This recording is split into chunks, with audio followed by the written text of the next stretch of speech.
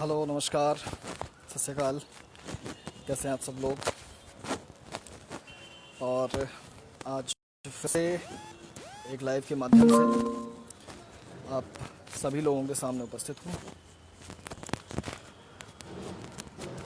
पिछले कुछ लाइव में जैसे कि मैं आपको भारत के साथ साथ दुनिया की बदलती हुई जियो पॉलिटिकल सिचुएशंस के बारे में आपसे लगातार मेरी चर्चा चल रही है। हर हफ्ते में तकरीबन शायद अब एक लाइव हो ही जाता है। और ये थोड़ा सा ज़रूरी इसलिए है क्योंकि मैं समझता हूँ कि जब तक हम जागरूक नहीं होंगे तब तक हम सचेत नहीं होंगे किसी आने वाले खतरे से। और अगर हम सचेत हैं तो हमारी तकरीबन 15 से 20% की तैयारी तो शुरुआती रूप से हो ही जाती है कि अगर कोई ख़तरा आने वाला है तो उस खतरे से हमारा सचेत होना ज़रूरी है। जितने लोग लाइव आ गए हैं उन सभी से मेरी एक छोटी सी दरख्वास्त है कि प्लीज़ अपनी प्रोफाइल से इसे एक बार शेयर ज़रूर कर दें, जो अधिक से अधिक लोग इस वीडियो को देख पाएँ और उनकी नॉलेज में थोड़ी सी बढ़ोतरी हो, थोड़ा सा कंटेंट उनका इंक्रीज़ हो, जो वो समाचारों में सुन रहे हैं या फिर अपने आसपास खबरों पर जा रहे हैं, उनको वो सही तरीके से समझ पाएँ। एक तरीके से ये बैकग्राउंड ज्ञान है, बैकग्राउंड नॉलेज है, जिससे आपको उन सभी बातों को समझने में आसानी होगी। और जब आप चीज़ें समझेंगे तभी मेरा मानना है कि आप अपने आने वाले कल को बेहतर संभाल पाएंगे, सही कर पाएंगे। अल्फाज के पेज पर हम लोगों ने एक पोस्ट किया था, एक पोल किया था, जिनमें 2 टॉपिक्स के बारे में लाइव पर जाने के लिए ऑप्शंस दिए थे। एक तो अपना ये इंडिया, नेपाल और पाकिस्तान का जो ट्रायो है, जो समय समस्या आ रही है, तो इस टॉपिक पर था। साथ ही साथ एक दूसरा टॉपिक भी था जिसमें अधिकतर लोगों ने इस टॉपिक को चुना कि इस टॉपिक पर लाइव होना चाहिए, क्योंकि ये समय की ज्वलंत समस्या भी है। तो अधिक से अधिक लोग इस चीज़ से जुड़ना चाह रहे होंगे, इसको जानना चाह रहे होंगे, उसके बारे में अपने जो व्यूज़ हैं वो अपने क्लियर करना चाह रहे हैं। खैर, तो आगे बढ़ते हैं। फ़िलहाल पिछले कुछ दिनों में हमने देखा है कि चाइना की तरफ से प्लस नेपाल की तरफ से इंडियन बॉर्डर्स पे कुछ टेंशन है, और जिसमें एक चौंकाने वाला जो तथ्य है वो ये है कि नेपाल, जो कि हमारा, जैसे हम हर जगह सुनते हैं कि हमारे छोटे भाई की तरह है, वो भी अब कुछ दिक्कतें या समस्या क्रिएट कर रहा है। तो सबसे पहली बात तो मेरी ये है, आप सभी लोगों से, जितने भी ये लोग लाइव देख रहे हैं और उनसे जुड़े हुए सभी लोगों तक एक बात मेरी ज़रूर पहुंचाएं, और इस बात से आप एग्री भी करेंगे मेरी, कि देखिए, नेपाल के साथ में रिश्ते हमारे आज से नहीं हैं। नेपाल के साथ हमारे रिश्ते पॉलिटिकल बैकग्राउंड पर अगर हम देखें तो 2-2.5 हज़ार साल से हैं। और अगर हम और पीछे जाते हैं तो नेपाल के साथ हमारे सांस्कृतिक, हमारे भौगोलिक, राजनीतिक और हमारी जो माइथोलॉजी है उससे भी हमारे रिश्ते काफ़ी पुराने हैं। जैसा कि माता सीता हमारी माना जाता है कि नेपाल से बिलोंग करती है। तो एक तरह से जो हमारे हिंदू धर्म में हमारे सर्वप्रिय इष्ट श्री राम हैं, उनका वो ससुराल है अगर देखा जाए तो। ठीक है। और ये लोग, ये बात भी, इस चीज़ को ये लोग भी मानते हैं। ऐसा नहीं है कि हम ही लोगों के अंदर ये बिलीफ है। तो एक अच्छी वजह होती है। दक्षिण कोरिया के साथ में भी अगर देखा जाए तो हमारे ऐसे ही सांस्कृतिक और बहुत पुराने रिश्ते हैं। अब कहेंगे आप कैसे? तो कोरिया की जो प्रिंसेस हैं वो कुछ वर्ष पूर्व यहाँ पर आई थी अपनी यात्रा के दौरान, और वो हरिद्वार के घाट भी गई थी। ठीक, तब उन्होंने एक स्टेटमेंट दिया था कि श्री राम के वंशजों में से एक आगे की पीढ़ी जो है, उनमें से किसी की शादी दक्षिण कोरिया के राजकुमार से हुई थी, और तब से वो लोग भी भारतीय संस्कृति में आस्था रखते हैं, श्री राम में आस्था रखते हैं। उनमें एक वर्ग है जो हिंदू सनातन संस्कृति को मानता है। तो आप देखेंगे कि ये सारी चीज़ें हमें कहीं पर रिश्ते बिल्डअप करने में मजबूती भी देती हैं। ये ना सिर्फ धार्मिक रूप से बल्कि सांस्कृतिक रूप से भी हमारे किसी देश के साथ रिश्ते मजबूत या कमज़ोर करती है। हम सभी जिस देश के नागरिक हैं उस देश के प्रति हमारे कुछ कर्तव्य भी बनते हैं, लेकिन अधिकतर मैं समाज को देखता हूँ तो बड़ा मतलब गुस्सा भी आता है, खिसियाट भी होती है कि हम लोगों के अंदर एक बड़ी गंदी आदत है। और वो गंदी आदत क्या है कि हम अधिकार मांगने तो बहुत जल्दी पहुंच जाते हैं। मतलब किसी भी बात में हो तो सबसे पहले हमारे मुंह से ये निकलता है कि ये तो हमारा नैसर्गिक अधिकार है, संविधान द्वारा हमें ये अधिकार दिया गया है।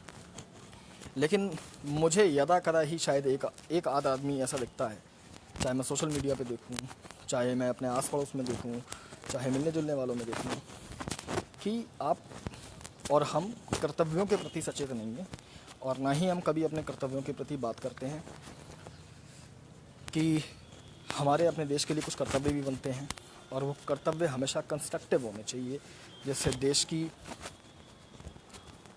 इकोनॉमी में या देश को स्ट्रेंथन करने में वो चीज़ मददगार साबित हो। तो क्योंकि ये पेज एक साहित्य वर्ग से जुड़े हुए लोगों का पेज है और मेरा मानना ये है कि ऐसे लोग जो थोड़ा साहित्य से जुड़े होते हैं या लिटरेचर से जुड़े होते हैं किसी भी फॉर्म में, वो थोड़े से इमोशनल उनके अंदर पुट ज़्यादा होता है। और ये जो इमोशनल पुट है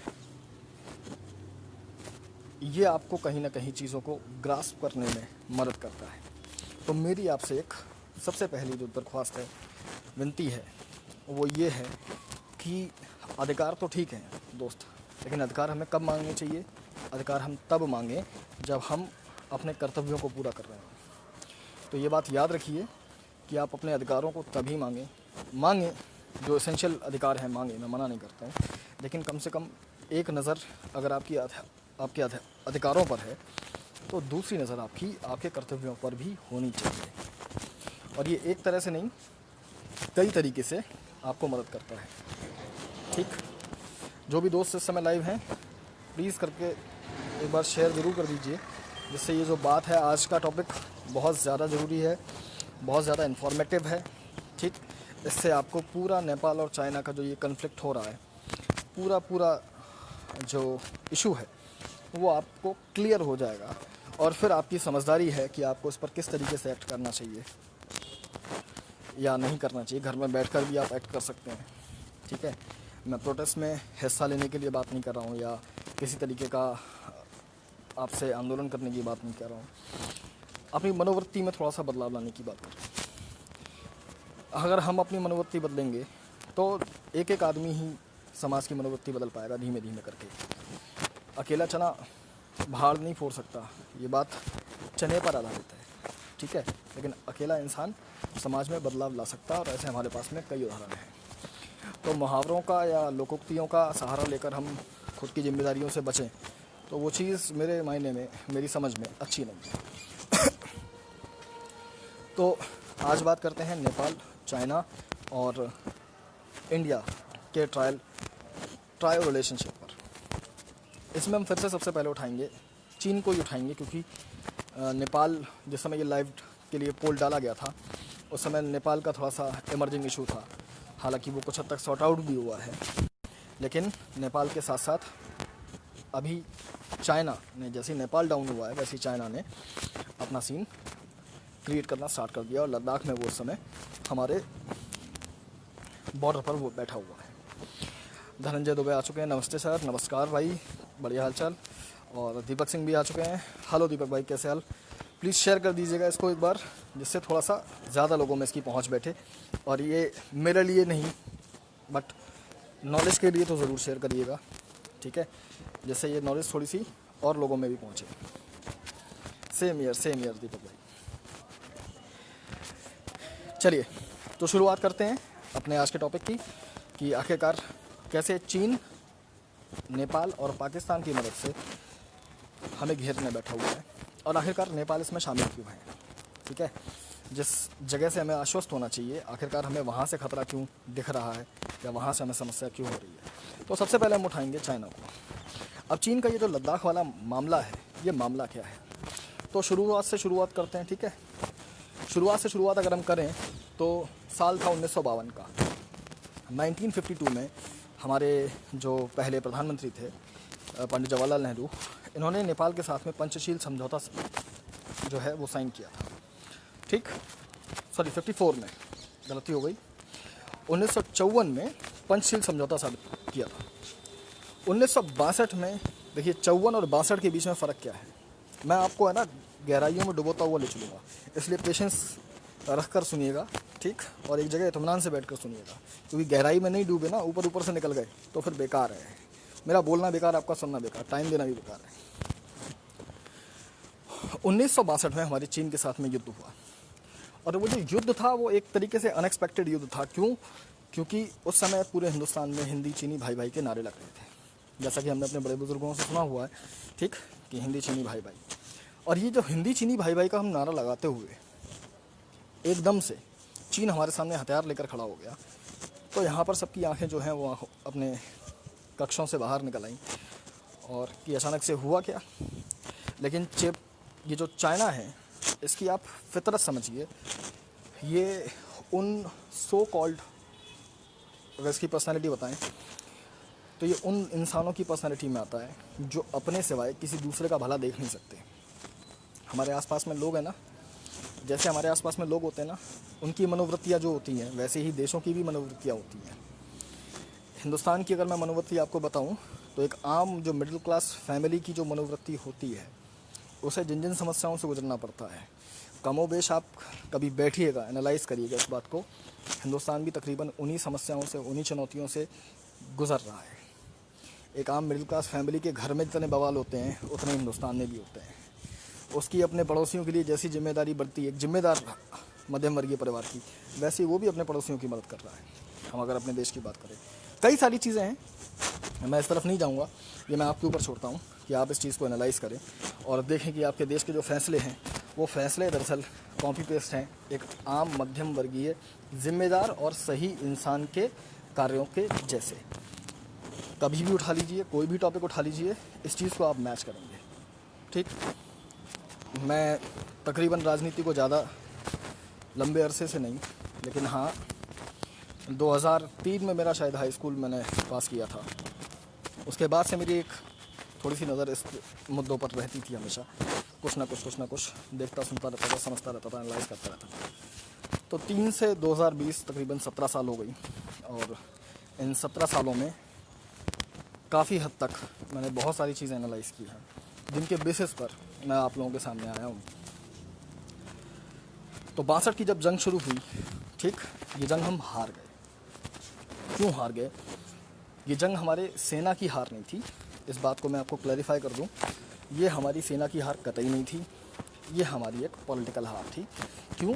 क्योंकि हमारे पास में उस समय इतनी मजबूत राजनीतिक इच्छा शक्ति नहीं थी जिसके बलबूते हम इस युद्ध को जीत पाते हैं।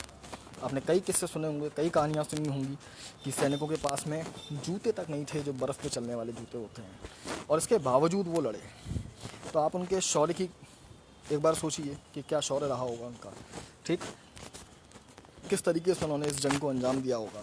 हार गए, that is a different thing, लेकिन लड़ने में हमारे सैनिकों ने कोई कमी नहीं छोड़ी। हथियार कम होते हुए भी वो काफ़ी हद तक चाइना को मुंह तोड़ जवाब देने में कामयाब रहे। रिजल्ट भले ही नेगेटिव रहा, वो एक अलग इशू है हमारे आगे, लेकिन हौसले में कमी नहीं थी। ये अगर हौसले में कमी होती, ठीक है, जिस चीज़ को 1962 की हार के बारे में हम सबको पता है, हम सब जानते हैं, लेकिन उसके जस्ट 2-3 साल बाद, यानी 62 में अगर युद्ध हुआ तो 5 साल बाद 1967 में एक छोटा सा युद्ध जरूर हुआ था हमारा चीन के साथ में, जिसमें हमने चीन के 400 सैनिक मारे थे। 400 सैनिक मारे थे, और वो दिन है, आज का दिन है, चीन हमारे साथ में झड़प करने के टाइम पर 100 बार सोचता है। ठीक है, तो अगर आपके मन में ये गिल्ट है, ये एक इन्फीरियरिटी कॉम्प्लेक्स है कि हम चीन से हार गए थे, सबसे बड़ी चीज़ है ये हमारे अंदर। और ना सिर्फ आप इसको एनालाइज़ करेंगे, मैं एनालाइज़ करूँगा, हम कॉमनली सबके बीच में देखते हैं कि यार पाकिस्तान से जूझ लेंगे। सबके मुंह से हम यही सुनते हैं ना कि पाकिस्तान से तो हम जूझ लेंगे, लेकिन चीन से कैसे जूझेंगे यार, वो इतनी बड़ी शक्ति है। इतना बड़ा उसका एफिशिएंसी है, उसकी जीडीपी इतनी बड़ी है। मैं खुद अपनी लास्ट लाइफ में आपको बताया था कि चीन की जीडीपी हमारी जीडीपी से 7 गुना बड़ी है, जो सच्चाई है, जो कि फैक्ट है, ठीक। लेकिन अगर हम हौसलों को देखें, जिजीविषा को देखें, ये एक ऐसी चीज़ है जो चींटी को भी अपना टास्क पूरा करने में बहुत सहायता करती है। तो आप कितने ही डाउनवर्ड अवस्था में क्यों ना हो, अगर आपके पास हौसला है, जिजीविषा है और कुछ करने की इच्छा है, तो यकीन मानिए दुनिया में कोई माइका लाल ऐसा पैदा नहीं हुआ जो आपको बैक स्टेज भेज दे। समझ रहे बात को? अगर मेरी बात से सहमत हो तो बीच में हाँ हूँ करते जाइएगा, ठीक है। इससे मुझे भी लगता रहता है कि हाँ फीडबैक मिल रहा है। खैर, पिछली बार आपके कमेंट नहीं दिख रहे थे मेरे को, लेकिन इस बार मेरे को आपको कमेंट दिखाई दे रहे हैं। तो 67 की जो वॉर थी, और ये स्पेशली सिक्किम में लड़ी गई थी, इस वॉर के अंदर हमने उनके 400 सैनिक मारे, जिसके बाद में इम्पैक्ट ये है कि चाइना अभी तक हमसे फ्रंट साइड लड़ने से सोचता है पहले। मैं ये नहीं कहूँगा कि डरता है, लेकिन सोचता ज़रूर है, ठीक। अब बात एक दूसरी ओर आती है। हमारे दिमाग में ये जो सारा स्केल अप बना है, ये जो सारी सिनेरियो क्रिएट हुआ है कि चाइना कितनी बड़ी इकोनॉमी है, चाइना के पास इतने ज़्यादा उन्नत हथियार हैं, वो टेक्नोलॉजी में हमसे अपग्रेडेड है, वहाँ के लोग बहुत एफिशिएंट हैं। अगर आप फेसबुक देखते होंगे तो चाइनीज़ टिकटॉक के बहुत सारे वीडियोस देखते होंगे जो चाइना वालों ने कंपाइल करके अपने डाले हुए हैं। ये सब देखकर आपके दिमाग में एक, ये ऐसे ही नहीं है, एवं ही नहीं आया, ये सब कुछ प्रोपेगेंडा के तहत है। और इसको मैं आपको बताऊंगा कि कैसे ये प्रोपेगेंडा के तहत और कैसे हमारे यहाँ का आदमी इन सारी चीज़ों से सबकॉन्शियसली इफ़ेक्ट होता है, ठीक। और उसकी वजह से जो आज हमारी जो सोच है, जिस सोच में हम आज बैठे हुए हैं कि चाइना हवा है, चाइना खा जाएगा, ठीक है, चाइना के आगे हम सर्वाइव नहीं कर पाएंगे, तो उसका बिल्डअप हुआ है। और ये सब कुछ एक सोची समझी रणनीति के तहत है। ये मैं हवा में बातें नहीं कर रहा हूँ, मेरे पास फैक्ट्स हैं, कभी बैठिएगा मैं आपको बताऊँगा, ठीक है। मेरे पास फिगर्स हैं, बैठिएगा मैं बताऊँगा कि इस तरीके से। चलो मैं कुछ बता देता हूँ आपको, आप चाहो तो गूगल में सर्च भी कर लेना। चाइना हर एक कॉम्पिटिटिव देश के साथ में अपना एक हवाई है। सॉरी फॉर द इंटरप्शन, थोड़ा सा नेटवर्क इशू हो गया था, इसलिए माफ़ी चाहूँगा। खैर, तो ये जो प्रोपेगेंडा है ना, इस प्रोपेगेंडा के चलते बहुत सारी चीज़ें ऐसी हुई कि जिसमें हम थोड़ा सा मीन मेंटेलिटी के शिकार हो गए। सच्चाई बोलूँ, मैं ये वर्ड जिम्मेदारी के साथ इस्तेमाल कर रहा हूँ कि हम मीन मेंटेलिटी के शिकार हो गए, और उस मीन मेंटेलिटी ने हमें इन्फीरियरिटी कॉम्प्लेक्स के साथ में डाल दिया। जितने भी चाइना के कॉम्पिटिटिव देश हैं, वो सभी कॉम्पिटिटिव देशों में चाइना, स्पेशली वहाँ की जो न्यूज़ एजेंसीज़ हैं, उनमें तगड़े पैसे देकर अपने सपोर्ट में आर्टिकल्स छपवाता है। अभी आर्टिकल से होता क्या है, यही ये प्रैक्टिकली कैसे काम करते हैं। सपोज़ हमारे यहाँ का कोई अखबार है जो सबके घरों में आता है और हम डेली उसे पढ़ते हैं, तो उसमें हम देखते हैं कि चाइना ने ये टेक्नोलॉजी ले ली, विकसित कर ली, या चाइना ने इस तरीके से एक बहुत बड़ा इकोनॉमिक सेक्शन पर अपनी बढ़त बना ली है, या फिर कोई बहुत बड़ा वेपन बना लिया है। इन सारी चीज़ों से हमारे दिमाग में क्या बैठता है, एक खौफ बैठता है कि यार हम अपने देश के बारे में सुनते नहीं हैं, चीन बगल में बैठा हुआ है और ये धनाधन किया जा रहा है। अगर मैं सभी को नज़र आ रहा हूँ तो प्लीज़ एक बार कुछ साइन भेजिए, लाइक वगैरह का कुछ ना कुछ। मुझे थोड़ा सा डाउट हो रहा है क्योंकि मेरे साथ टेक्निकल दिक्कतें कुछ ज़्यादा आ रही हैं आजकल। हेलो,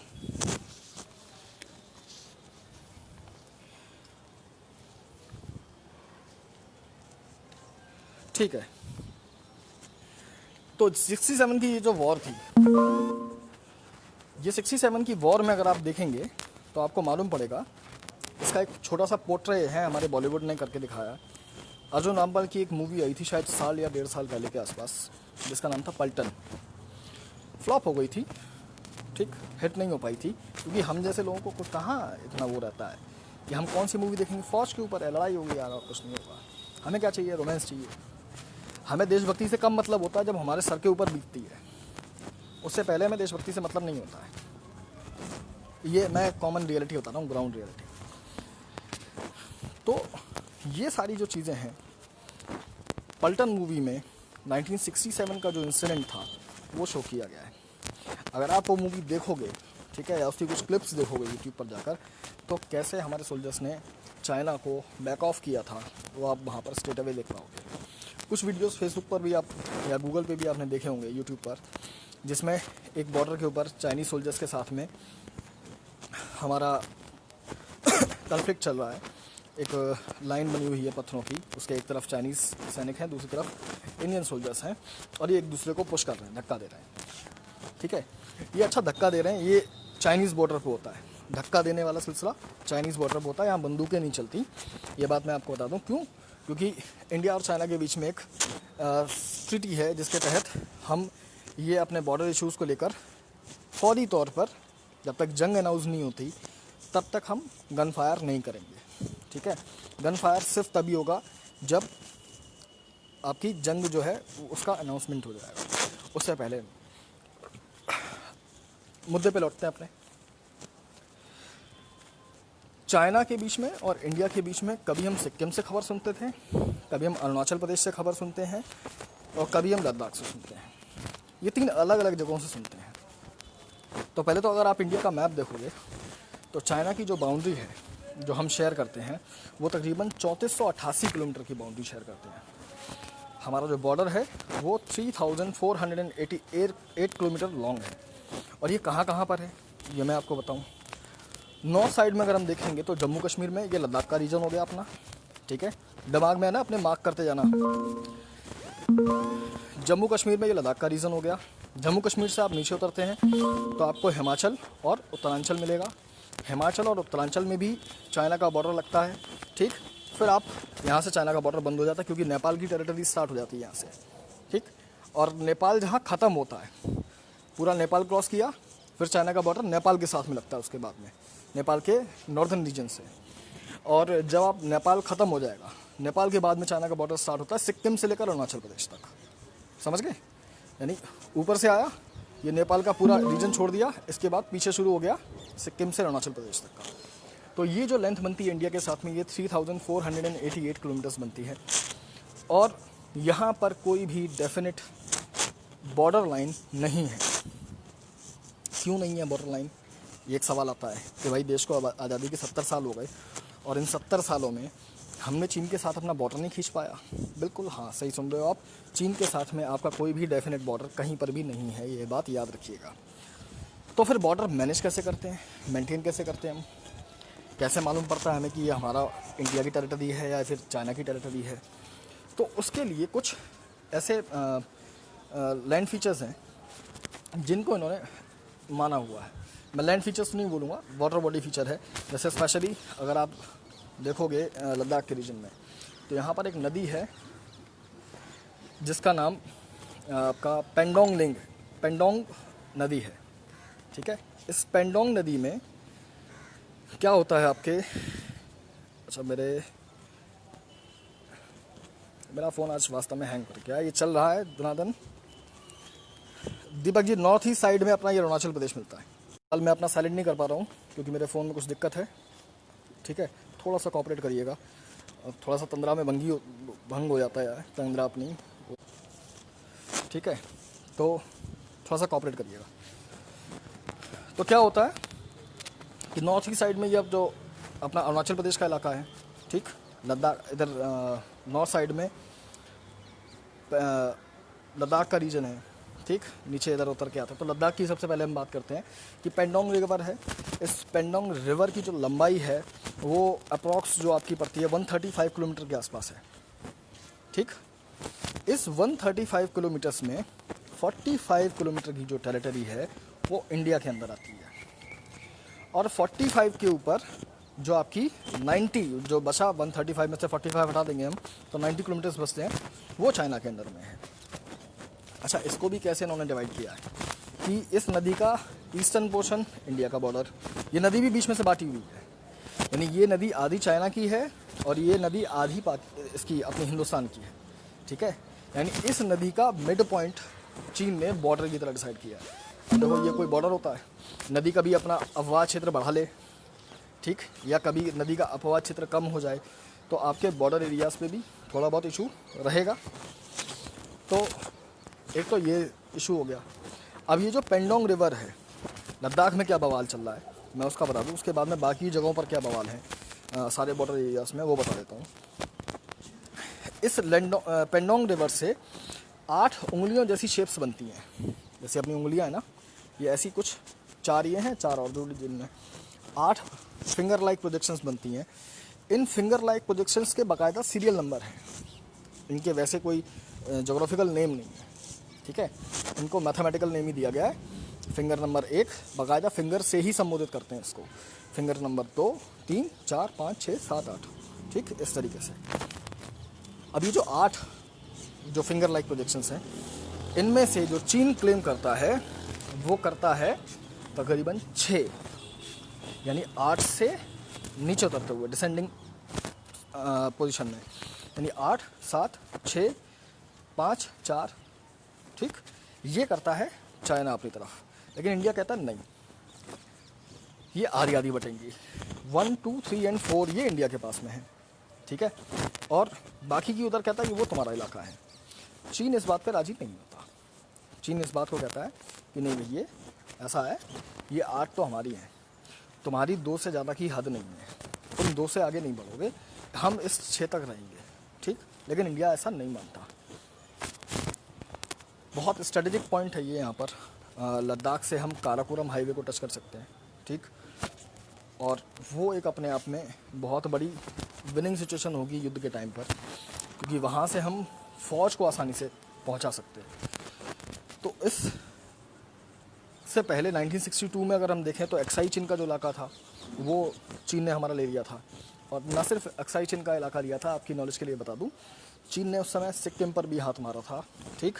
लेकिन युद्ध होने के बाद में चीन ने सिक्किम का इलाका जो था वो लौटा दिया था, लेकिन एक्साई चिन का इलाका नहीं लौटाया, ठीक।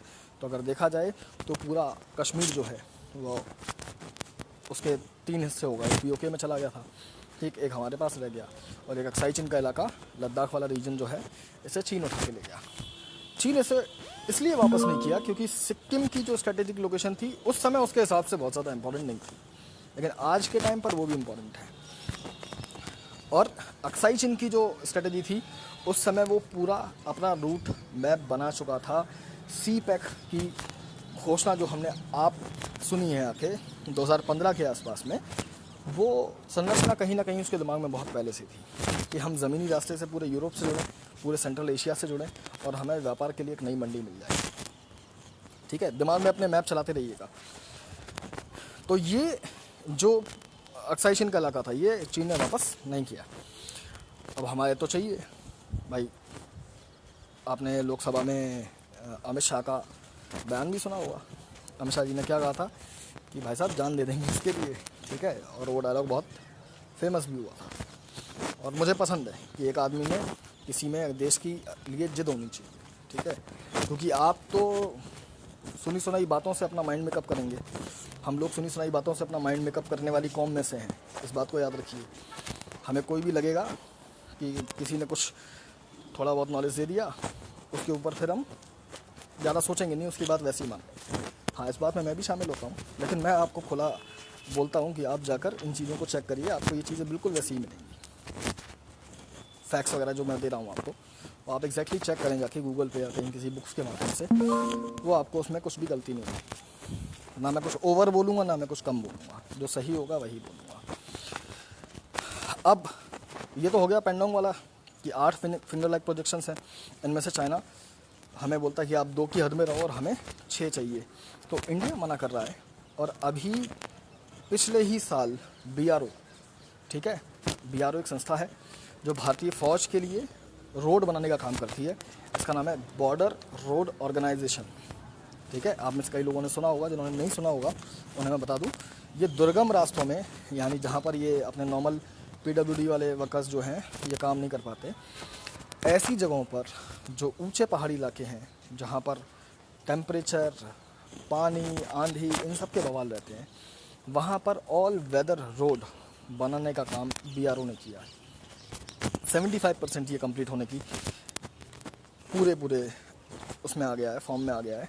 रेस्ट 25% बच रहा है। और जब रेस्ट 25% बच रहा है तभी चीन का ये एक्शन आ रहा है। समझ रहे हैं आप इस बात को कि चीन का टाइमिंग क्यों है? ये 2020 की वजह से नहीं है। हालांकि 2020 सर्टेन है बहुत सारी कैलेमिटीज़ के लिए। अभी हमने मई बताया है, जून जुलाई से लेकर अभी दिसंबर बाकी है। बहुत सारी चीज़ें आनी हैं। खुद का ख्याल रखना सबसे ज़्यादा ज़रूरी है, तभी आप देश का रख पाओगे, और साथ साथ देश का भी रखना ज़रूरी है। यही नहीं खुद के में ही लगे रहे। तो ये एक्साई चीन का जो इलाका है, यहाँ से चीन ने ये कर दिया। दूसरा, अभी मैं आपको बैक टू बैक 2-3 घटनाएं बताता हूँ। नेपाल का इशू आया, अभी चीन को थोड़ा सा साइड में रखते हैं, नेपाल को उठाते हैं कि आखिरकार नेपाल ने ये सारी जो हमारे साथ हरकत दी क्यों दी। पहली बात तो ये कि नेपाल के लिए कोई भी बैड फिगर दिमाग में मत बनाइएगा। कारण ये है क्योंकि नेपाल के साथ हमारे सांस्कृतिक रिश्ते बहुत अच्छे हैं, और हम कॉमनली गलती क्या करते हैं, अगर कहीं की सरकार बुरी है तो हम वहाँ के लोगों को बुरा मान लेते हैं। इस समय जो नेपाल की सरकार है वो कम्युनिस्ट सरकार है, ठीक है, और कम्युनिस्ट सरकार चीन में भी है, और ये जो नेपाल की सरकार है ये चीन समर्थित सरकार है। तो इससे नेपाली लोगों का कोई लेना देना एक तरीके से नहीं है। इस बात को दिमाग में बिल्कुल लाउड एंड क्लियरली सेट कीजिए। क्योंकि कई फेसबुक पे मैंने देखा था, सोशल मीडिया पे, कि कई लोग नेपालियों के बारे में काफ़ी उल्टा सीधा लिख रहे हैं, ठीक है। नेपाली लोगों के साथ में एक आध दो बदतमीज़ी के वीडियोस भी आए हैं। तो ये मुझे नहीं पता, समझ में आती कि ये कैसे पढ़े लिखे लोग हैं, ठीक है। मेरी नज़र में ये एक अनपढ़ आदमी तब भी शायद इनसे ज़्यादा सेंसिबल होता है, और जिनके अंदर अगर इतनी समझ नहीं है तो फिर मेरे ख्याल से उनकी डिग्रियां बेकार हैं, ठीक है। आप भले ही वो आप सिर्फ पेट भरने के लिए पढ़े हो, आप सामाजिक जीवन जीने के लिए नहीं पढ़े हो। तो पेट भरने वाली अगर आपको पढ़ाई लिखाई है तो फिर भैया आपको मुबारक, लेकिन ऐसी पढ़ाई का कोई फ़ायदा नहीं जो आपको सामाजिक जीवन में नीचे की तरफ ले जाए। तो नेपाली लोगों के साथ में बिल्कुल भी बदतमीज़ी करना या फिर किसी तरीके से उनको नीचा दिखाना या हीन भावना का शिकार कराना, मुझे नहीं लगता कि हमें इस चीज़ का कोई भी हक है। पहली बात तो हक नहीं है, ठीक। वो इतने सालों से हमारे साथ रहते हैं, तकरीबन 25 लाख नेपाली इस समय पूरे देश में हैं अपने, जो काम कर रहे हैं, हमारी इकोनॉमी में हिस्सा ले रहे हैं, ठीक है। हमारी इकोनॉमी को भी स्ट्रेंथ करने में हमारी मदद कर रहे हैं, साथ साथ अपने देश के लिए भी कुछ ना कुछ अच्छा कर रहे हैं। तो ऐसा आदमी जो आपके लिए काम कर रहा है या आपके देश की बढ़ोतरी में कुछ अपनी हिस्सेदारी दे रहा है, उसके साथ में अगर आप बदतमीज़ी करते हैं तो ये नाकाबिले बर्दाश्त बात होनी चाहिए। ना सिर्फ आप खुद मेरी इस बात को माने, बल्कि दूसरों से भी यही गुजारिश रखें, या फिर सोशल मीडिया पर कहीं देखते हैं तो प्लीज़ ऐसी चीज़ को बायकॉट करने में अपना सहयोग दीजिए। तो ये तो हो गई नेपाल। तो नेपाल में समय है कम्युनिस्ट पार्टी, ठीक। और ये जो कम्युनिस्ट पार्टी है इसको लीड जो कर रहे हैं वो हैं केपी ओली। केपी ओली जो भाई साहब हैं, पहली बात तो ये हमारे कम्युनिस्ट पार्टी के लीडर हैं। तकरीबन नेपाल में सिविल वॉर हुई थी जिसका आपको पता नहीं होगा शायद, क्योंकि हमें अपने पड़ोस की पता नहीं होती है तो हम नेपाल की क्या पता लगाएंगे, ठीक। तो कम्युनिस्ट पार्टी के लोग जीते, क्यों जीते उसके पीछे रीज़न है। जब कहेंगे कि कम्युनिस्ट पार्टी अगर ऐसी है तो फिर लोगों ने जताया क्यों, तो उसके पीछे इसलिए क्योंकि वहाँ पर मोनार्की थी, एब्सोल्यूट मोनार्की थी, और वहाँ के जो राजा थे उन्होंने एक दूसरे मतलब जो लोग थे उनके ऊपर काफ़ी अत्याचार करना शुरू कर दिया था, ठीक है। ये 60s के लमसम की बात है। तो वहाँ पर विरोध प्रदर्शन शुरू हुए, एक तरीके से सिविल वॉर स्टार्ट हुई, ठीक। और उस सिविल वॉर में जो सबसे बेस्ट ऑप्शन देखा, जो उस विरोध को कम कर सकता था, वो ऑप्शन था आपका। उसके बाद में उनको जो ऑप्शन दिखाई दिया वो पार्टी थी कम्युनिस्ट पार्टी। तो कम्युनिस्ट पार्टी ने बहुत तेज़ी से अपने पैर पसारे, ठीक। इस समय नेपाल में 3-4 मेन पार्टीज़ हैं, और 3-4 मेन पार्टीज़ में एक आपकी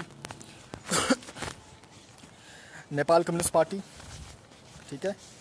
इसके बाद में आती है जनता समाजवादी पार्टी, फिर आती है नेपाली कांग्रेस, ठीक।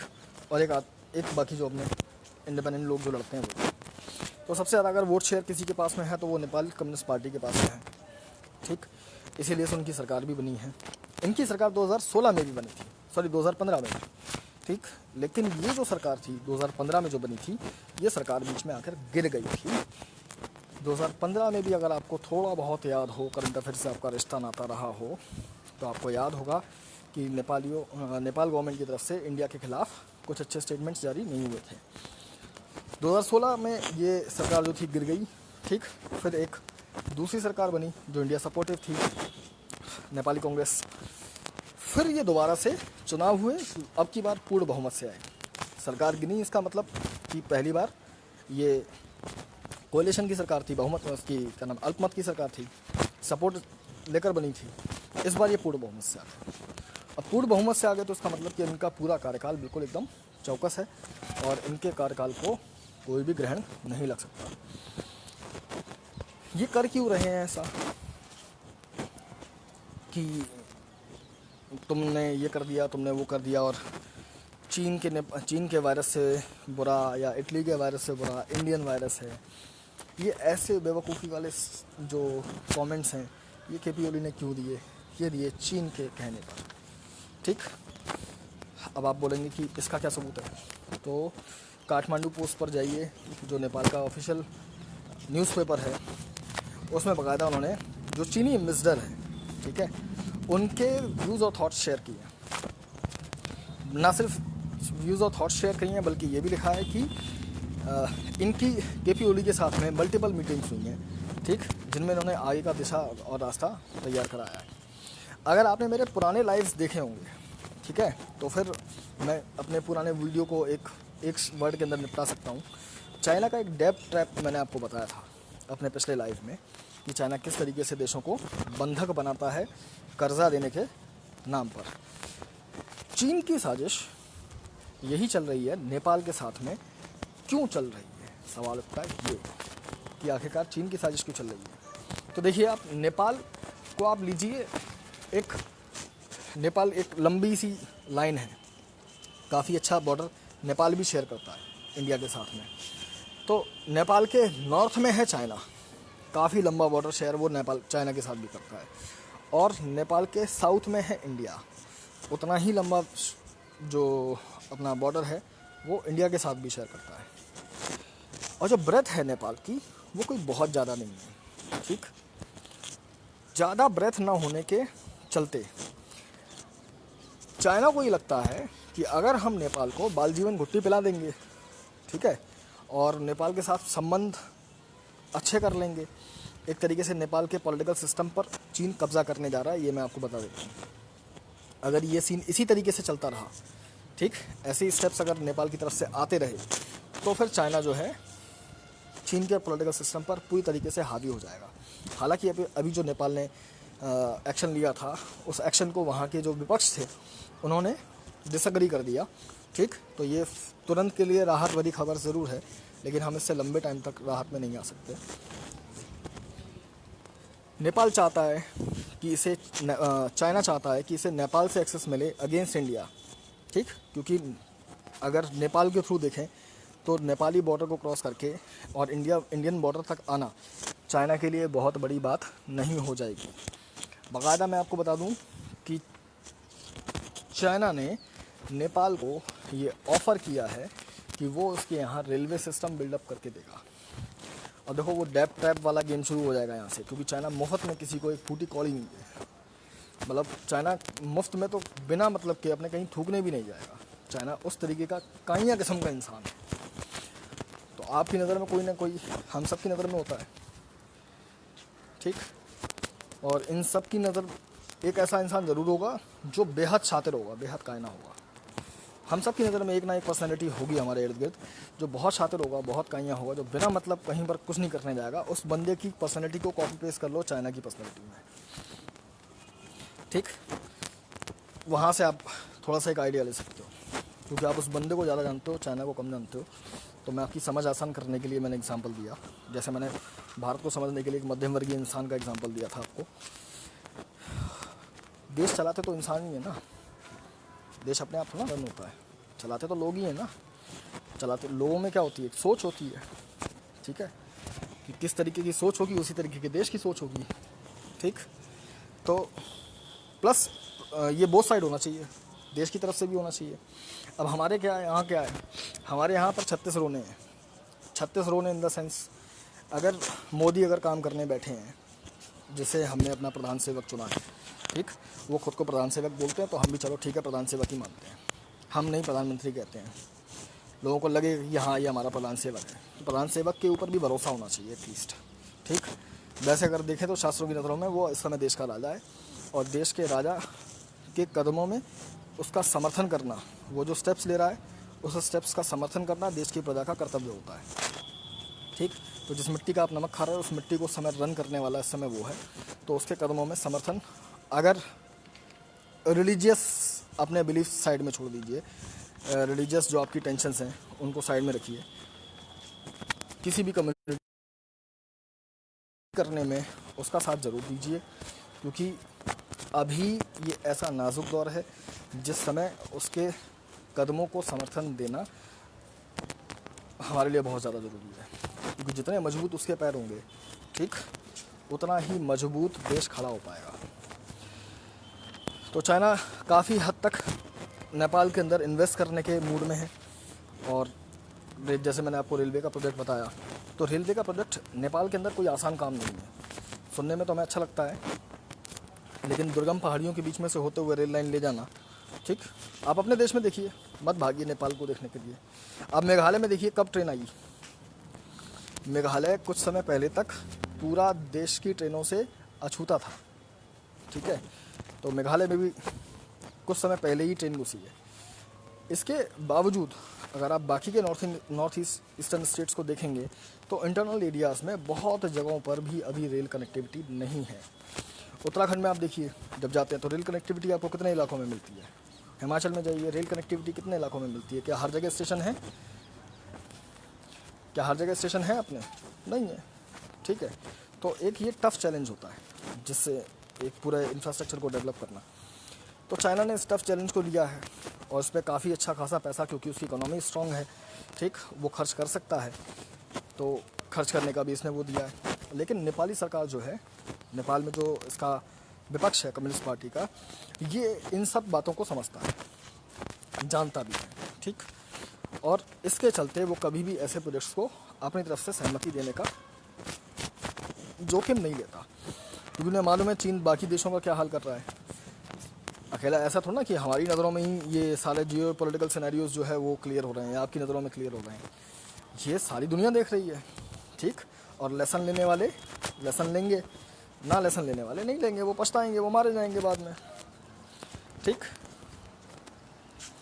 इमरजेंसी के टाइम में नेपाल के थ्रू चाइना इंडिया में घुसे, कोई बड़ी बात नहीं है दीपक भाई, कोई बड़ी बात नहीं है, क्योंकि इंटरेस्ट आदमी के भगाते हैं किसी को भी। मुझे इंटरेस्ट जिस सेक्टर में होगा मैं उसी तरफ भागूंगा, ठीक है। नेपाल का इंटरेस्ट अगर इस मामले में हो जाए कि नहीं, मुझे अपनी इंफ्रास्ट्रक्चर में इस तरीके से बढ़ोतरी चाहिए, भले ही कंडीशंस कुछ भी हो, तो ठीक है, उसको एक्सेस मिल जाएगा बड़े आराम से। अब नेपाल ने देखो कहाँ पर उंगली फंसाई है। नेपाल ने इस समय क्लेम किया कि जो आपने लिपू लेक का इलाका, काला पानी का इलाका, ठीक, ये जो इलाके हैं, इन इलाकों में जो आपका एक्सेस है वो इलाके हमारे नेपाल के हैं, और उन इलाकों को हमें वापस दिया जाए। उसमें इंडिया के मैप में वो चीज़ शो नहीं होनी चाहिए, ठीक। तो नेपाल के साथ में जो हिस्ट्री है आपकी, वो भी थोड़ा सा क्लियर कर लेते हैं कि कब से है, कहाँ से है, कैसे होती हुई आई है। केपी ओली के बारे में मैंने आपको बताया, ठीक। 1952 में ये शुरुआत से ही ले सकते हैं। 1952 में तेराथम में पैदा हुए थे। 66 में ये पॉलिटिकल करियर की इन्होंने शुरुआत की थी, ठीक है, और कम्युनिस्ट पार्टी ऑफ नेपाल से जुड़े 1970 में। 14 साल के लिए 1973 से लेकर 1987 तक ये जेल में रहे, तो एक अच्छा खासा टाइम इन्होंने ज़िंदगी का अपनी जेल में बिताया है, ठीक। 1990 में ये एमपी चुने गए, ठीक, फर्स्ट टाइम। 2006 में ये डेप्यूटी प्राइम मिनिस्टर बने कम्युनिस्ट पार्टी की तरफ से। ये कोalition की सरकार थी जिसमें ये प्राइम मिनिस्टर नहीं थे, लेकिन उन्होंने समर्थन दिया था, ठीक। तो समर्थन देने के चलते इनको फिर डेप्यूटी प्राइम मिनिस्टर का जो पद था वो मिल गया था। तब से, जब से ये, यानी 2006 से जब से ये डेप्यूटी प्राइम मिनिस्टर बने हैं, तब से भारत और नेपाल के रिश्तों में ग्रहण लग गया एक तरीके से, समझ रहे हैं कैसे लग गया। अगर आपकी याददाश्त थोड़ी सी आप ले जाओगे ना अपने पीछे, तो 2015 के लमसम की बात है, एक इशू स्टार्ट हो गया था मधेसियों का। मधेसी कौन है? नेपाल में मधेसियों को लेकर काफ़ी आंदोलन शुरू हुआ था। अब आप देखेंगे, देखो अगर कोई वेब सीरीज़ वगैरह देखता हो तो, या वैसे भी नॉलेज होगी, नेपाल के लिए गोरखपुर होते हुए भागता है आदमी। कोई भी क्रिमिनल होगा तो वो नेपाल के लिए गोरखपुर होते हुए भागेगा और वहाँ से नेपाल में जाकर छुप जाएगा। ठीक, यानी कि गोरखपुर और इधर यूपी का इलाका, इधर बिहार का इलाका, उसके पीछे थोड़ा सा जो इलाका भी और है, ये सब बाउंड्री शेयर करते हैं किसके साथ? नेपाल के साथ में। और नेपाल के साथ हमारी फ्री एंट्री है। आप जब भी नेपाल घूमना चाहो, आपके पास सिर्फ आपका आधार कार्ड होना चाहिए, बाकी कोई डॉक्यूमेंटेशन रिक्वायर्ड नहीं है। आप आराम से जा सकते हो, आराम से आ सकते हो, रह सकते हो, शॉपिंग कर सकते हो बिना किसी इशू के। बस बॉर्डर पे आपका थोड़ा बहुत सामान की एक यूजुअल सी चेकिंग होती है, ठीक है, क्या ले जा रहे हो, क्या ला रहे हो। इसके अलावा कोई बहुत ज़्यादा आपको वीज़ा या पासपोर्ट ऐसा कुछ रिक्वायरमेंट नहीं है। और वो इसीलिए है क्योंकि हमारे और नेपाल के रिश्ते दोस्ती के रिश्ते थे शुरुआत में। क्या नियर फ्यूचर में पॉसिबल है कि नेपाल में इंडिया फ्रेंडली गवर्नमेंट आएगी? बिल्कुल आएगी, क्यों नहीं आएगी। अरे इधर से जब अभी ये चीन पिटेगा ना, ये अभी, हाँ मैं जिम्मेदारी के साथ कह रहा हूँ, चीन पिटेगा यहाँ पे, ठीक है, टेंशन मत। क्योंकि मैं जिन फैक्ट्स को देख रहा हूँ, जिस बदलती हुई सिचुएशंस को देख रहा हूँ, और इस पर अभी मोदी की शांति में जो वो कदम ले रहा है, भले बाहर कुछ नहीं आ रहा गवर्नमेंट की, सरकार की तरफ से, लेकिन वहाँ बॉर्डर पे जो हो रहा है उनमें से कुछ सूचनाएं मेरे पास डायरेक्टली फ्रॉम बॉर्डर आ रही हैं। ठीक, तो शुरुआती बेसिस पे मैं ये कह सकता हूँ कि हाँ, हम इस बार चीन को काफ़ी अच्छा सबक सिखाएंगे, काफ़ी अच्छा लेसन सिखाएंगे। तो निश्चिंत रहिए, बस फिंगर्स क्रॉस रखिए, ठीक है, टेंशन ना लीजिए। रखी भर भी देश को मजबूत करने की तरफ अपना सारा ध्यान लगाइए। और ये मजबूत करने में ध्यान कैसा? मेरे हाथ में भी इस समय चाइनीज़ फ़ोन है, ओप्पो का। मैं जिम्मेदारी के साथ ये बात कहता हूँ, मेरे हाथ में भी इस समय चाइनीज़ फ़ोन है ओप्पो का। और अगर मैं इस बात को रियलाइज़ करता हूँ कि वैसे तो हमेशा ध्यान देते था, जब मैंने फ़ोन लिया था मुझे नहीं पता था ये एक्चुअल में चाइनीज़ कंपनी है, क्योंकि मैंने इस पर अपने फ़ोन के पीछे लिखा हुआ था, देखा था असेंबल्ड इन इंडिया। ठीक है, तो ये फ़ोन देखकर मैंने, असेंबल्ड इन इंडिया देखकर मैंने ये फ़ोन ख़रीद लिया। तो मैं थोड़ा सा अपराध बोध में तो हूँ, लेकिन फ़ोन भी मेरा अब ख़राब ही होने जा रहा है, हैंग हो जाता है। मैं श्योरिटी के साथ कहता हूँ, दावे के साथ कहता हूँ कि अपना नेक्स्ट फ़ोन जो भी होगा, ना सिर्फ फ़ोन, मैं अपने पूरे घर को चाइना फ्री घर बना के रखूँगा। ये मेरा खुद से वादा है। यकीन मानिए, हमारे जो बेबी स्टेप्स हैं, कल या परसों देखो सोनम वांगचुक का वो आया था, एक वीडियो आया था, ठीक है। सोनम वांगचुक ने एक स्टेटमेंट दिया था कि सेना बुलेट से लड़ेगी, आपको वैलेट से लड़ना है, ठीक है, हमें वॉलेट से लड़ना है। सेना बुलेट से लड़ रही है, क्या सर्कल कैसे घूमता है यार।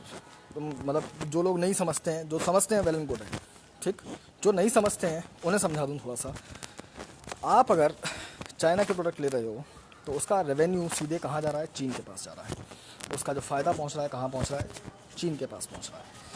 चीन के पास जब पैसा पहुँचेगा तो चीन उसको किस चीज़ में इन्वेस्ट करेगा भाई? वो अपने इंटरेस्ट में इन्वेस्ट करेगा उनको, ठीक। तो वो बस यही ईमानदारी चाहिए दीपक भाई। लोगों, जब तक हम ईमानदार नहीं होंगे ना, तब तक हम बर्बाद रहेंगे। यकीन मानो, जिस दिन हम खुद से ईमानदार हो गए ना, खुद से अपनी गलतियां खुले में स्वीकारने का हमें जिगरा आ गया, या खुद से अपनी मिस्टेक्स हम खुद बोलने लगे, हमारी अंदर आत्मा हमें अगली गलती करने नहीं देगी। इस बात को यकीन मानो, ये प्रूवन एंड टेस्टेड फॉर्मूला है। मैं ज़्यादा बड़ी बात नहीं बोलता, लेकिन ज़िंदगी में सच को सबसे ऊपर तरहीज़ देता हूँ, सबसे ऊपर, ठीक। और ईमानदारी का कीड़ा अंदर तक बिठा रखा है मैंने, खुद से ईमानदारी का मतलब ये नहीं होता कि मैं दूसरों के साथ बेईमानी करूं। अगर मैं खुद से ईमानदार हूं तो फिर मैं किसी के साथ बेईमान हो ही नहीं सकता हूं, क्योंकि फिर मुझे हर वक्त मेरा अक्स मुझसे आगे कहेगा कि तूने बेईमानी की है, तूने बेईमानी की है, ठीक है। तो मैं बेईमान चाहूँ तो भी नहीं हो सकता, ठीक। कंप्लीटली खुद से ऑनेस्टी आपको अपने लिए दिखानी है, किसी दूसरे को दिखानी नहीं है। अपनी मिस्टेक्स खुले में उजागर करिए, खुले में मानिए, हाँ मैंने चाइना का प्रोडक्ट लिया, लेकिन ये मैं खुले में बोलता हूँ, क्योंकि अल्टीमेटली होता क्या है, अगर हम किसी से बोलते हैं बाइकआउट चाइना या बाइकआउट चाइनीज़ मोबाइल्स, तो लपक के फ़ोन दूसरा मैसेज हमारे पास क्या आता है? तूने कर दिया, मतलब तुम्हारे पास भी तो चाइना का फ़ोन होगा, पहले खुद को करो फिर हमें बताओ। तो वहाँ पर मोराल जो है ना वो तुरंत डाउन हो जाता है। फिर कहते हैं यार बताओ, ये तो हमारी चिप पे चला गया, ठीक। तो ये चिपवाने वाली बात नहीं है। अगर उसने कहा है तो देखो उसमें सच्चाई भी है। उसको तुरंत बोलो कि भाई पहली और आखिरी बात ये है कि मेरे पास है, मैं इस चीज़ को एडमिट करता हूँ, लेकिन अब जो आगे होगा वो गारंटीड नहीं होगा। इस बात को मैं तुमसे श्योरिटी के साथ कह सकता हूँ 100% कि मैं नेक्स्ट से कभी भी लाइफ में कोई भी प्रोडक्ट चाइना का नहीं लूँगा। मेरे कॉन्शियसनेस के अंदर तो कतई नहीं। धोखे धड़के से बिना मेरी नॉलेज में, मतलब जानबूझ के अननोइंगली हमें नहीं बनना कि नहीं हमें पता है, घूम के बैठ जाते हैं। फैमिली में कोई छोटा या भाई, सबको एजुकेट करिए, ठीक है, अपने आस पड़ोस सबको एजुकेट करिए। फिर भी बाय मिस्टेक अगर किसी से हो जाता है तो फिर उसको अपनी गलती उसकी याद दिलाइए। पैसा मेहनत से कमता है, अल्टीमेटली उसने मेहनत से पैसा कमाया होगा, तो आप ये मत कहो कि उसे नहीं फेंक दे जाके नाली में या इसका बर्बाद करता है, गलत है। लेकिन उसको कम से कम ये एहसास ज़रूर दिलाओ कि हाँ ये गलती हो गई, इसके आगे नहीं होनी चाहिए। जैसे मैं आज अपनी गलती एक्सेप्ट करता हूँ आप सब लोगों के सामने कि मेरे पास भी चाइनीज़ फ़ोन है, बट मैं आगे से कभी भी कोई भी चाइना का प्रोडक्ट नहीं लूँगा फॉर श्योर, ठीक।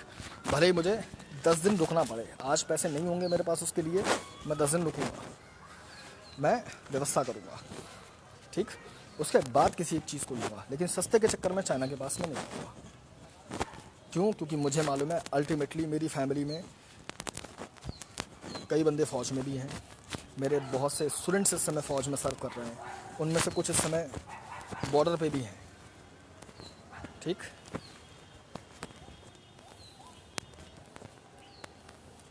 बहुत बढ़िया सवाल है दीपक सिंह कि इंडिया में आने कौन देता है चाइनीज़ प्रोडक्ट।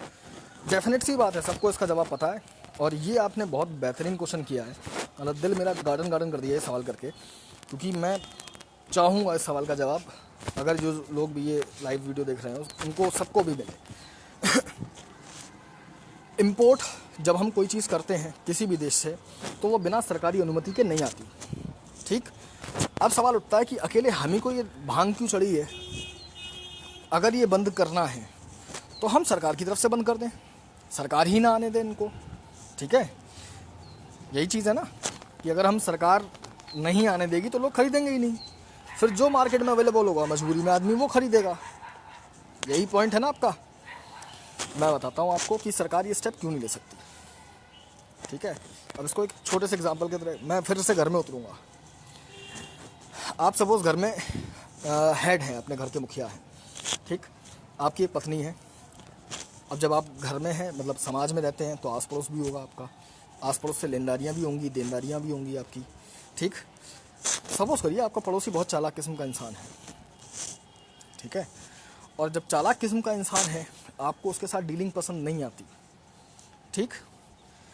तो हम क्या करते हैं, हम खुद उस पड़ोसी से तो नहीं बोलेंगे ना, एज अ घर लीडर, एज अ मुखिया आप क्या जाओगे उस पड़ोसी के घर में ये कहने शुरुआती रूप में ही कि भाई ऐसा है, सामान जो है ना वो हम तुम्हारे यहाँ से नहीं लेंगे, तुम्हारे यहाँ के सामान में डिफेक्ट आ रहा है या तुम्हारे यहाँ के सामान में कुछ कमी आ रही है, पैसा हमारा बर्बाद जा रहा है, हम तुमसे नहीं लेंगे। मैं एज अ फैमिली मेम्बर, अपने फैमिली का हेड होके ऐसे स्टेटमेंट्स अपने पड़ोसी को नहीं दूँगा। रीज़न है क्योंकि वो पड़ोस में रहता है, ठीक। बहुत सारी चीज़ें कर्टसी की भी होती हैं, ऐसे ही सरकार ऐसा खुले में स्टेटमेंट नहीं देगी। मैं किसको बोलूँगा, मेरी क्या रिस्पॉन्सिबिलिटी है, मैं अपने फैमिली में बोलूँगा, अपनी बीवी को बोलूँगा, अपने बच्चों को बोलूँगा, ठीक है, कि बेटा पड़ोस से सामान नहीं लेना। अपने भाई को बोलूँगा, अपनी बहन से बोलूँगा, अपने माँ बाप से बोलूँगा कि पड़ोस में वो जो सामान है वहाँ से मत लाया करना। अमूमन करते भी तो हम कि उस डेयरी का दूध अच्छा नहीं आता, उससे नहीं लाएंगे हम। अब वो डेयरी वाला भले ही आपकी जान पहचान का कितना भी क्यों ना हो, आप उससे दूध लेने नहीं जाओगे, नहीं जाओगे। आप क्या करोगे, रास्ता काट के दूसरी जगह चले जाओगे।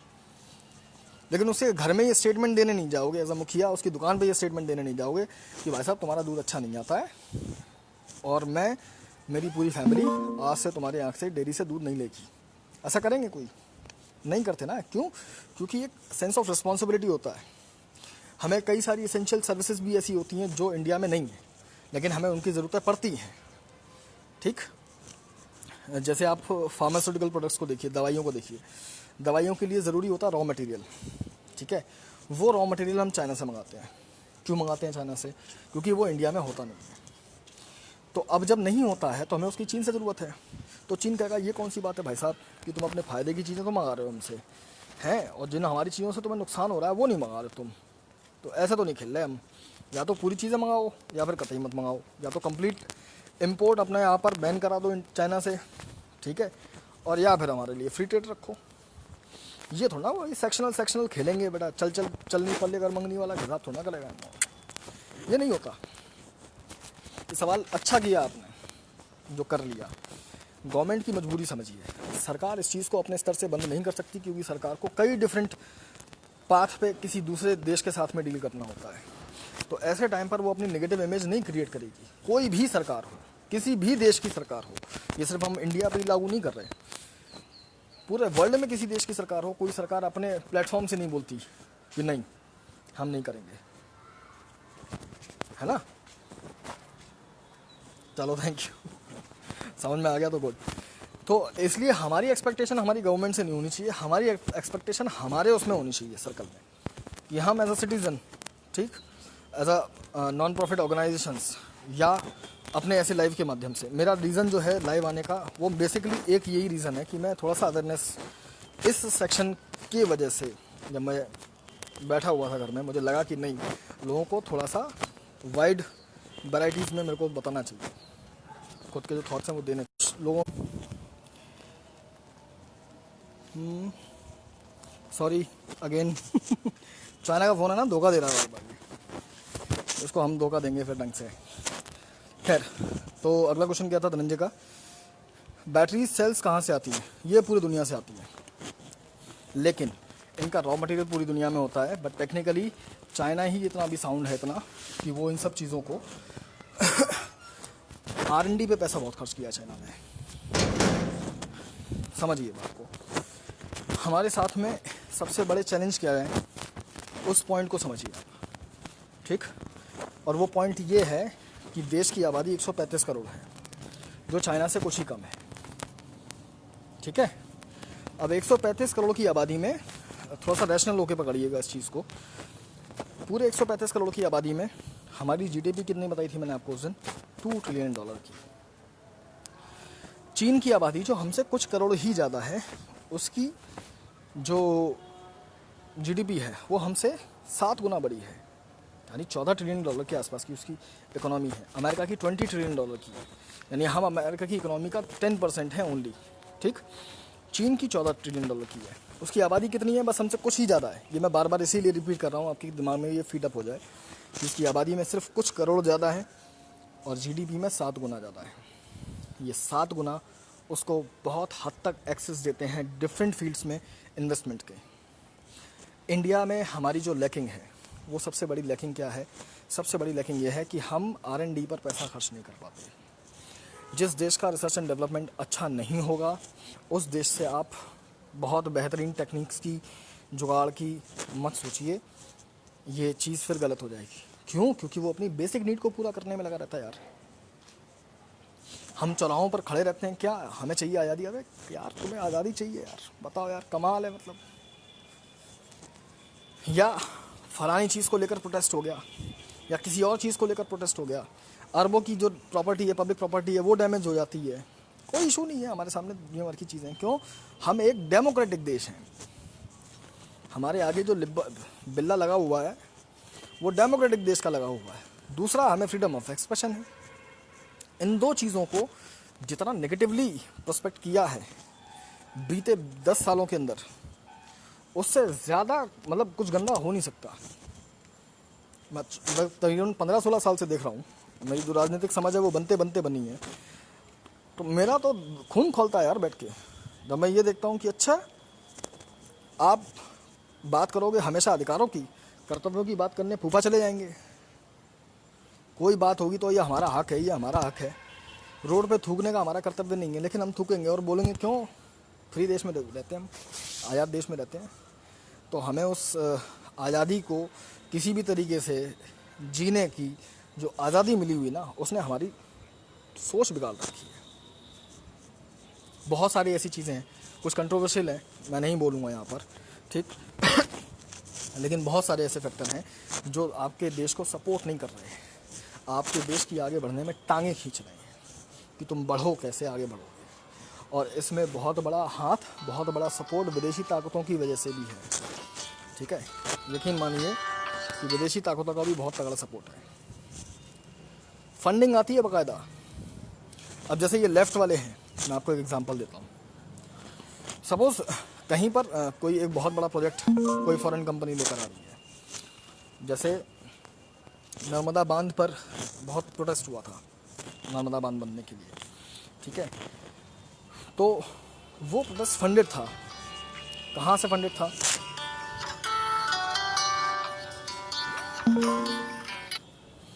कहाँ से फंडेड था वो प्रोटेस्ट? फॉरेन कंट्रीज से फंडेड था। क्यों? क्योंकि आपके यहाँ अगर बांध बना तो इलेक्ट्रिसिटी जनरेट होगी, इलेक्ट्रिसिटी जनरेट होगी तो आपकी डिपेंडेंसी दूसरे देशों पर कम होगी, ठीक। अब जब दूसरे देशों पर आपकी डिपेंडेंसी कम होगी तो उनका तो व्यापार घटा है ना। तो उस व्यापार को घटाने से बेहतर है कि वो कुछ पैसा ऐसे हमारे यहाँ बैठे हुए पर्टिकुलर, ये जिन्हें हम वामपंथी वर्ग कह लो या लिब्रांडू वर्ग कह लो, इनके मुंह पे मार देते हैं तो ये भौंकने लग जाते हैं 2 मिनट में।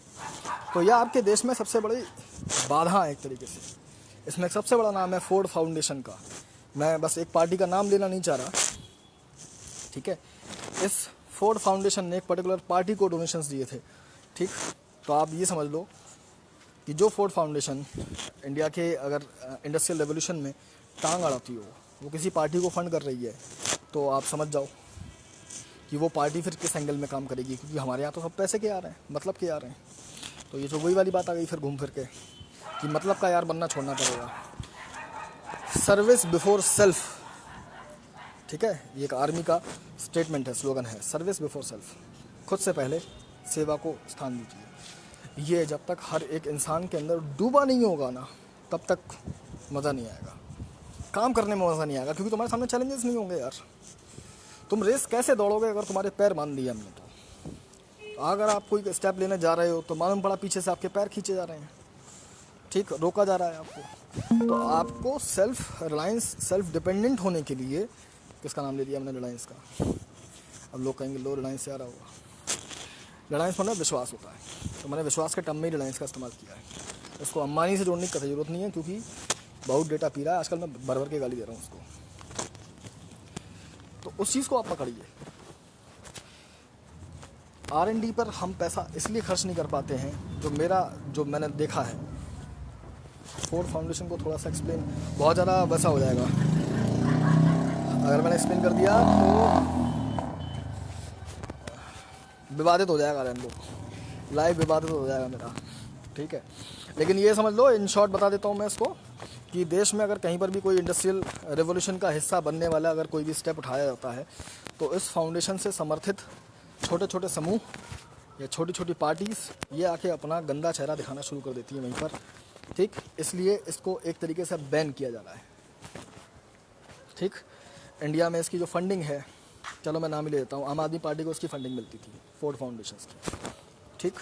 और इसकी काफ़ी हद तक मतलब मैं नहीं कह रहा, ये आप जाओगे गूगल के फैक्ट्स में आपको मिल जाएगा।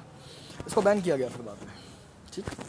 और आम आदमी पार्टी के मुंह में जो थे ना, सिल गए थे फोर्ड फाउंडेशन की फंडिंग के ऊपर। तो ये तो खैर इन्होंने कोई इंडस्ट्रियल रिवोल्यूशन का रोका नहीं था, लेकिन इनका काम दूसरा था, ठीक।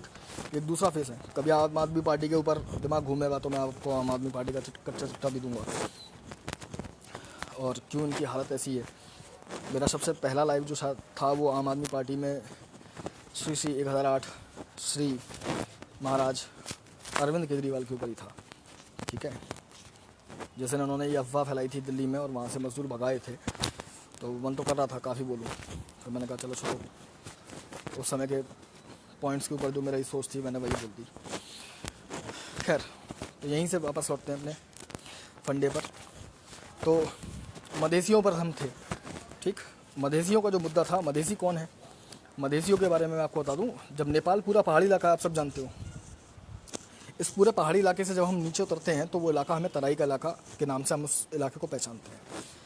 इस तराई के इलाके में रहने वाले जो लोग हैं उन्हें कहते हैं मधेसी। आगे से जब कभी भी शब्द ये पढ़ने में आए तो समझ जाइएगा कि ये किस इलाके की बात हो रही है।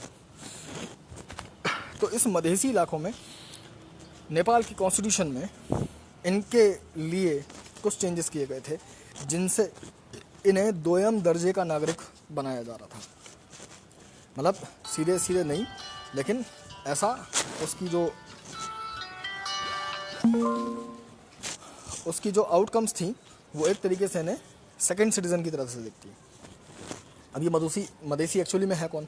मदेशी एक्चुअली में वो हैं जो इंडिया से माइग्रेट होकर नेपाल पहुँचे हैं और वहीं पर रह रहे हैं, वहीं से उनका खाना खर्चा चलता है, वहीं से अपना काम धाम चलता है और काफ़ी सालों से रह रहे हैं, पीढ़ियों से रह रहे हैं, ठीक है, आज से नहीं रह रहे, पीढ़ियों से रह रहे हैं।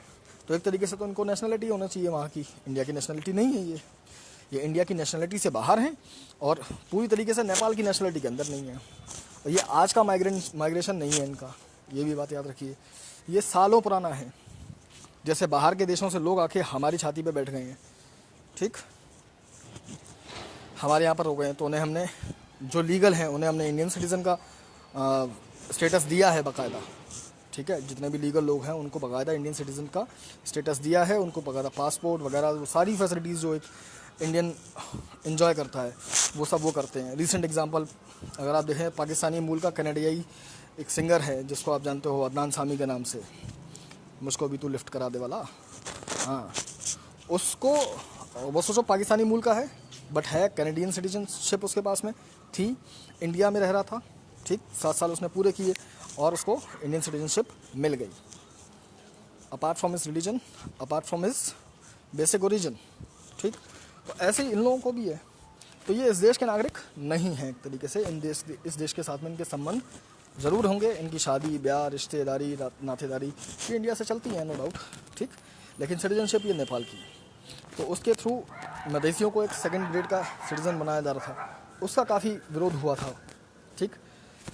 फिर चीन ने डोकलाम में मुद्दा किया था। डोकलाम का नाम से आप सभी शायद परिचित हो गए, एक डोकलाम का इशू हुआ था। डोकलाम का इशू भी यही ट्रायो था। क्या ट्रायो था कि भूटान, इंडिया और चाइना, इन तीनों के बीच में एक जगह पड़ती है जिस जगह का नाम डोकलाम है, ठीक, और वो जगह बेसिकली भूटान के अंडर में आती है। अब भूटान एक शांतिप्रिय देश है। अगर मैं आपको बताऊं कि दुनिया में अगर सबसे पहले किसी ने हैप्पीनेस इंडेक्स की शुरुआत की थी तो वो भूटान ने की थी, ठीक है। तो भूटान एक शांतिप्रिय देश होने के साथ साथ इंडिया का भूटान के साथ में वैसे ही रिश्ता है जैसे भारत का नेपाल के साथ में है, ठीक है। और इस रिश्ते को इन्होंने लंबे टाइम तक सहेज के भी रखा है। तो हम भूटान को भी इतनी असिस्टेंस देते हैं जितनी हम नेपाल को देते हैं, स्ट्रेटजी की वजह से नहीं, कुछ चीज़ें मौलिक भी होती हैं, सांस्कृतिक भी होती हैं। तो वो जो डोकलाम का इलाका है वो भूटान के अंदर में आता था और वहाँ पर चीन अपनी रोड बना रहा था जिससे उसका हमारे नॉर्थ ईस्ट पर एक्सेस बढ़ जाए। जो हमारी जो 7 सिस्टर्स हैं, ठीक है, अरुणाचल प्रदेश, सिक्किम, मणिपुर, मेघालय, नागालैंड, ठीक, मिज़ोरम, इन जैसे इलाकों में उसकी एक रेंज बने, इसलिए वो वहाँ पर सड़क बना रहा था। तो हिंदुस्तान ने 73 दिन तक वहाँ पर अपना प्रोटेस्ट जारी रखा था, लेकिन उसको रोड बनाने नहीं दिया, जबकि वो ज़मीन हिंदुस्तान की नहीं थी, वो ज़मीन बेसिकली भूटान की थी। लेकिन हमने भूटान को ये एश्योरेंस दे रखा है कि बेटा तुम्हारे ऊपर अगर कोई भी नाचेगा तो हम उसका कालिया दहन करेंगे, आके टेंशन नहीं लेना, ठीक है। तो वो डोकलाम में चीन क्या हो गया, विफल हो गया इंडिया की स्ट्रॉन्ग प्रेजेंस के चलते, उसकी ज़िद के चलते। और उस समय भी देखो ऐसा ही डर का माहौल बन रहा था एक तरीके से, अगर आपको याद हो उस समय के माहौल को आप याद कर पाओ कि कैसे एक मतलब युद्ध जैसी सिचुएशन का डर था, ठीक।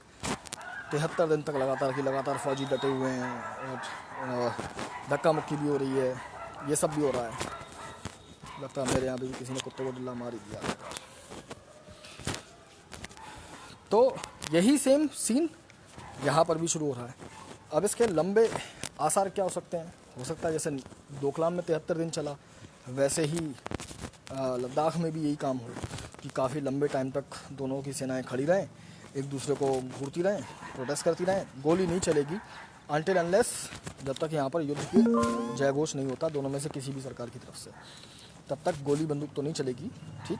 लेकिन एक दूसरे के ऊपर साइकोलॉजिकल वॉर स्टार्ट हो चुकी है, पॉलिटिकल साइड से भी और आर्मी की तरफ से है तो है। उन्होंने अपने यहाँ पर 100 टेंट लगाए थे, हमने अपने यहाँ से आर्मी डिप्लॉय कर दी, ठीक है। आर्मी हमारी अब रेगुलर बेसिस पे पहुँच रही है। जो लोग छुट्टी पर भी हैं, जैसे मेरी फैमिली में खुद 2 लोग छुट्टी पर हैं जो आए हुए थे, यहीं लॉकडाउन में फंस गए, उन दोनों का भी बुलावा आ गया, अब वो दोनों भी जाने वाले हैं, ठीक है। तो ये हो गया इनका, ठीक।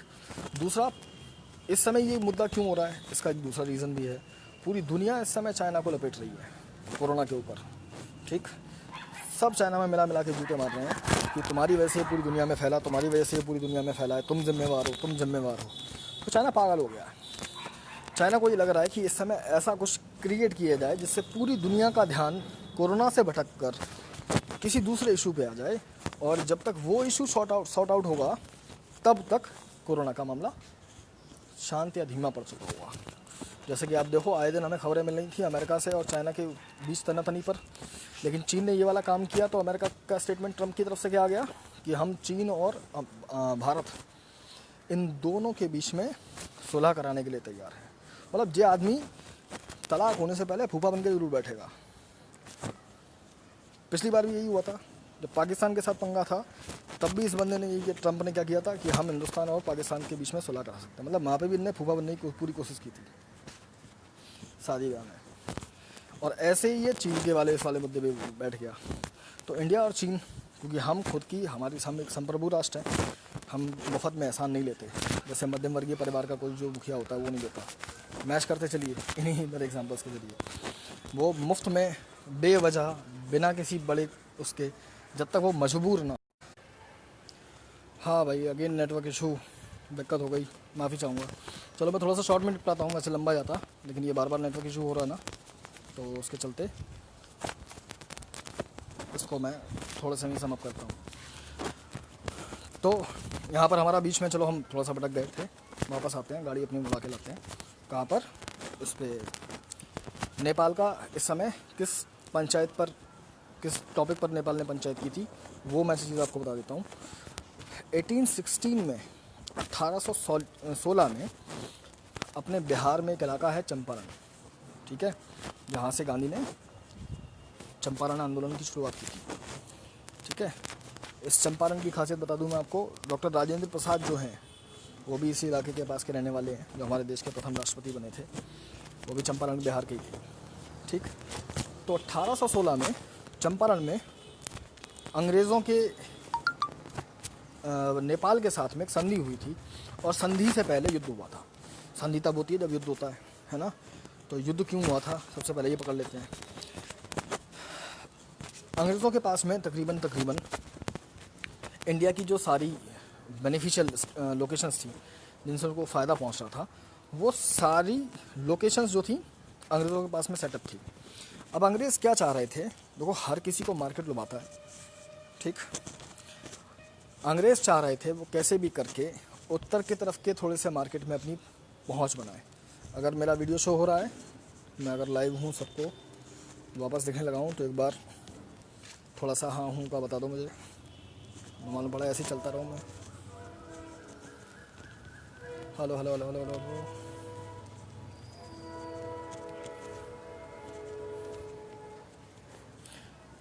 कोई भाई हाँ हूँ करके दे दो यार।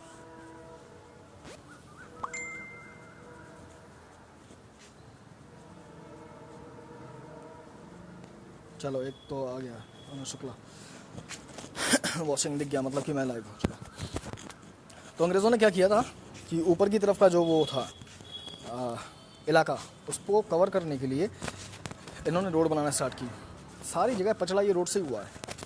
अब जब ये रोड बनी, तो रोड के बनने के टाइम पर नेपाल में एक राजा थे, लिम्पू थ्यांग करके शायद नाम मेरे ख्याल से है, वो उसकी उम्र 16 वर्ष की थी, और उसका जो सेनापति था भीमसेन, वो बहुत तगड़ा आदमी था, भीमसेन थापा, ठीक।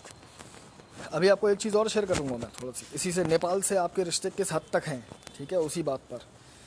तो उसको आप वैल्यू करिए, उसकी इज्जत करिए, उसी के समर्थन में एक आपको चीज़ बोलूँगा मैं। नेपाल से आपके रिश्ते, आप ये समझिए आपकी भारतीय फ़ौज में बाकायदा नेपाली लोगों की गोरखा रेजिमेंट है, जो कि बहादुरी में जिसका कोई तोड़ नहीं है, कोई जोड़ नहीं है, मतलब दे आर अल्टीमेट वॉरियर्स, ठीक। और उनमें उनकी ये जो स्ट्रेंथ थी, इसका पता अंग्रेज़ों को लगा इसी युद्ध में, जो आंग्ल नेपाल युद्ध हुआ था, एंग्लो नेपालीज वॉर हुई थी। इसी युद्ध में इन्होंने 2 साल तक अंग्रेज़ों को भूत बनाया था।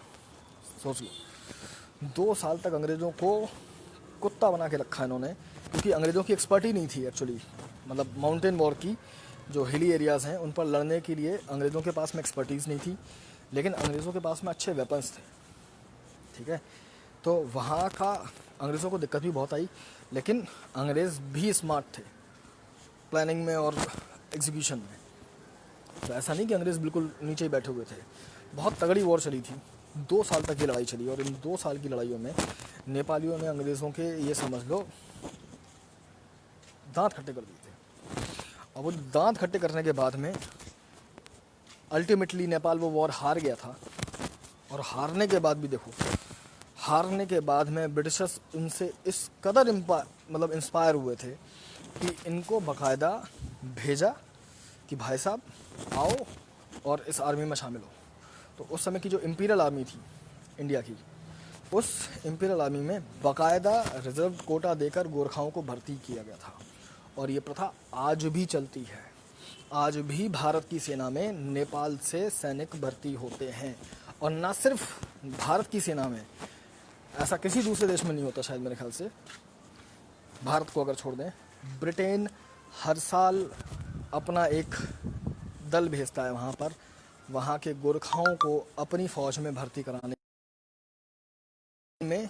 गोरखाओं की एक स्पेशल रेजिमेंट है, जैसे इंडिया में गोरखा रेजिमेंट है, वैसे ही ब्रिटेन में भी गोरखाओं की एक स्पेशल रेजिमेंट है। आज भी एग्जिस्ट करती है, आज भी उसी तरीके से चल रही है। और गोरखाओं ने ब्रिटेन आर्मी में बहुत सारे मेडल्स जीते हैं, इंडियन आर्मी में बहुत सारे मेडल्स जीते हैं। मतलब ऐसा कोई मेडल नहीं है शायद मेरे ख्याल से जो गोरखा रेजिमेंट के पास में ना हो। एक स्टेटमेंट जनरल मोनिक शाह ने कहा था, जो हमारे देश के पहले फील्ड मार्शल थे, कि मैं मौत से नहीं डरता।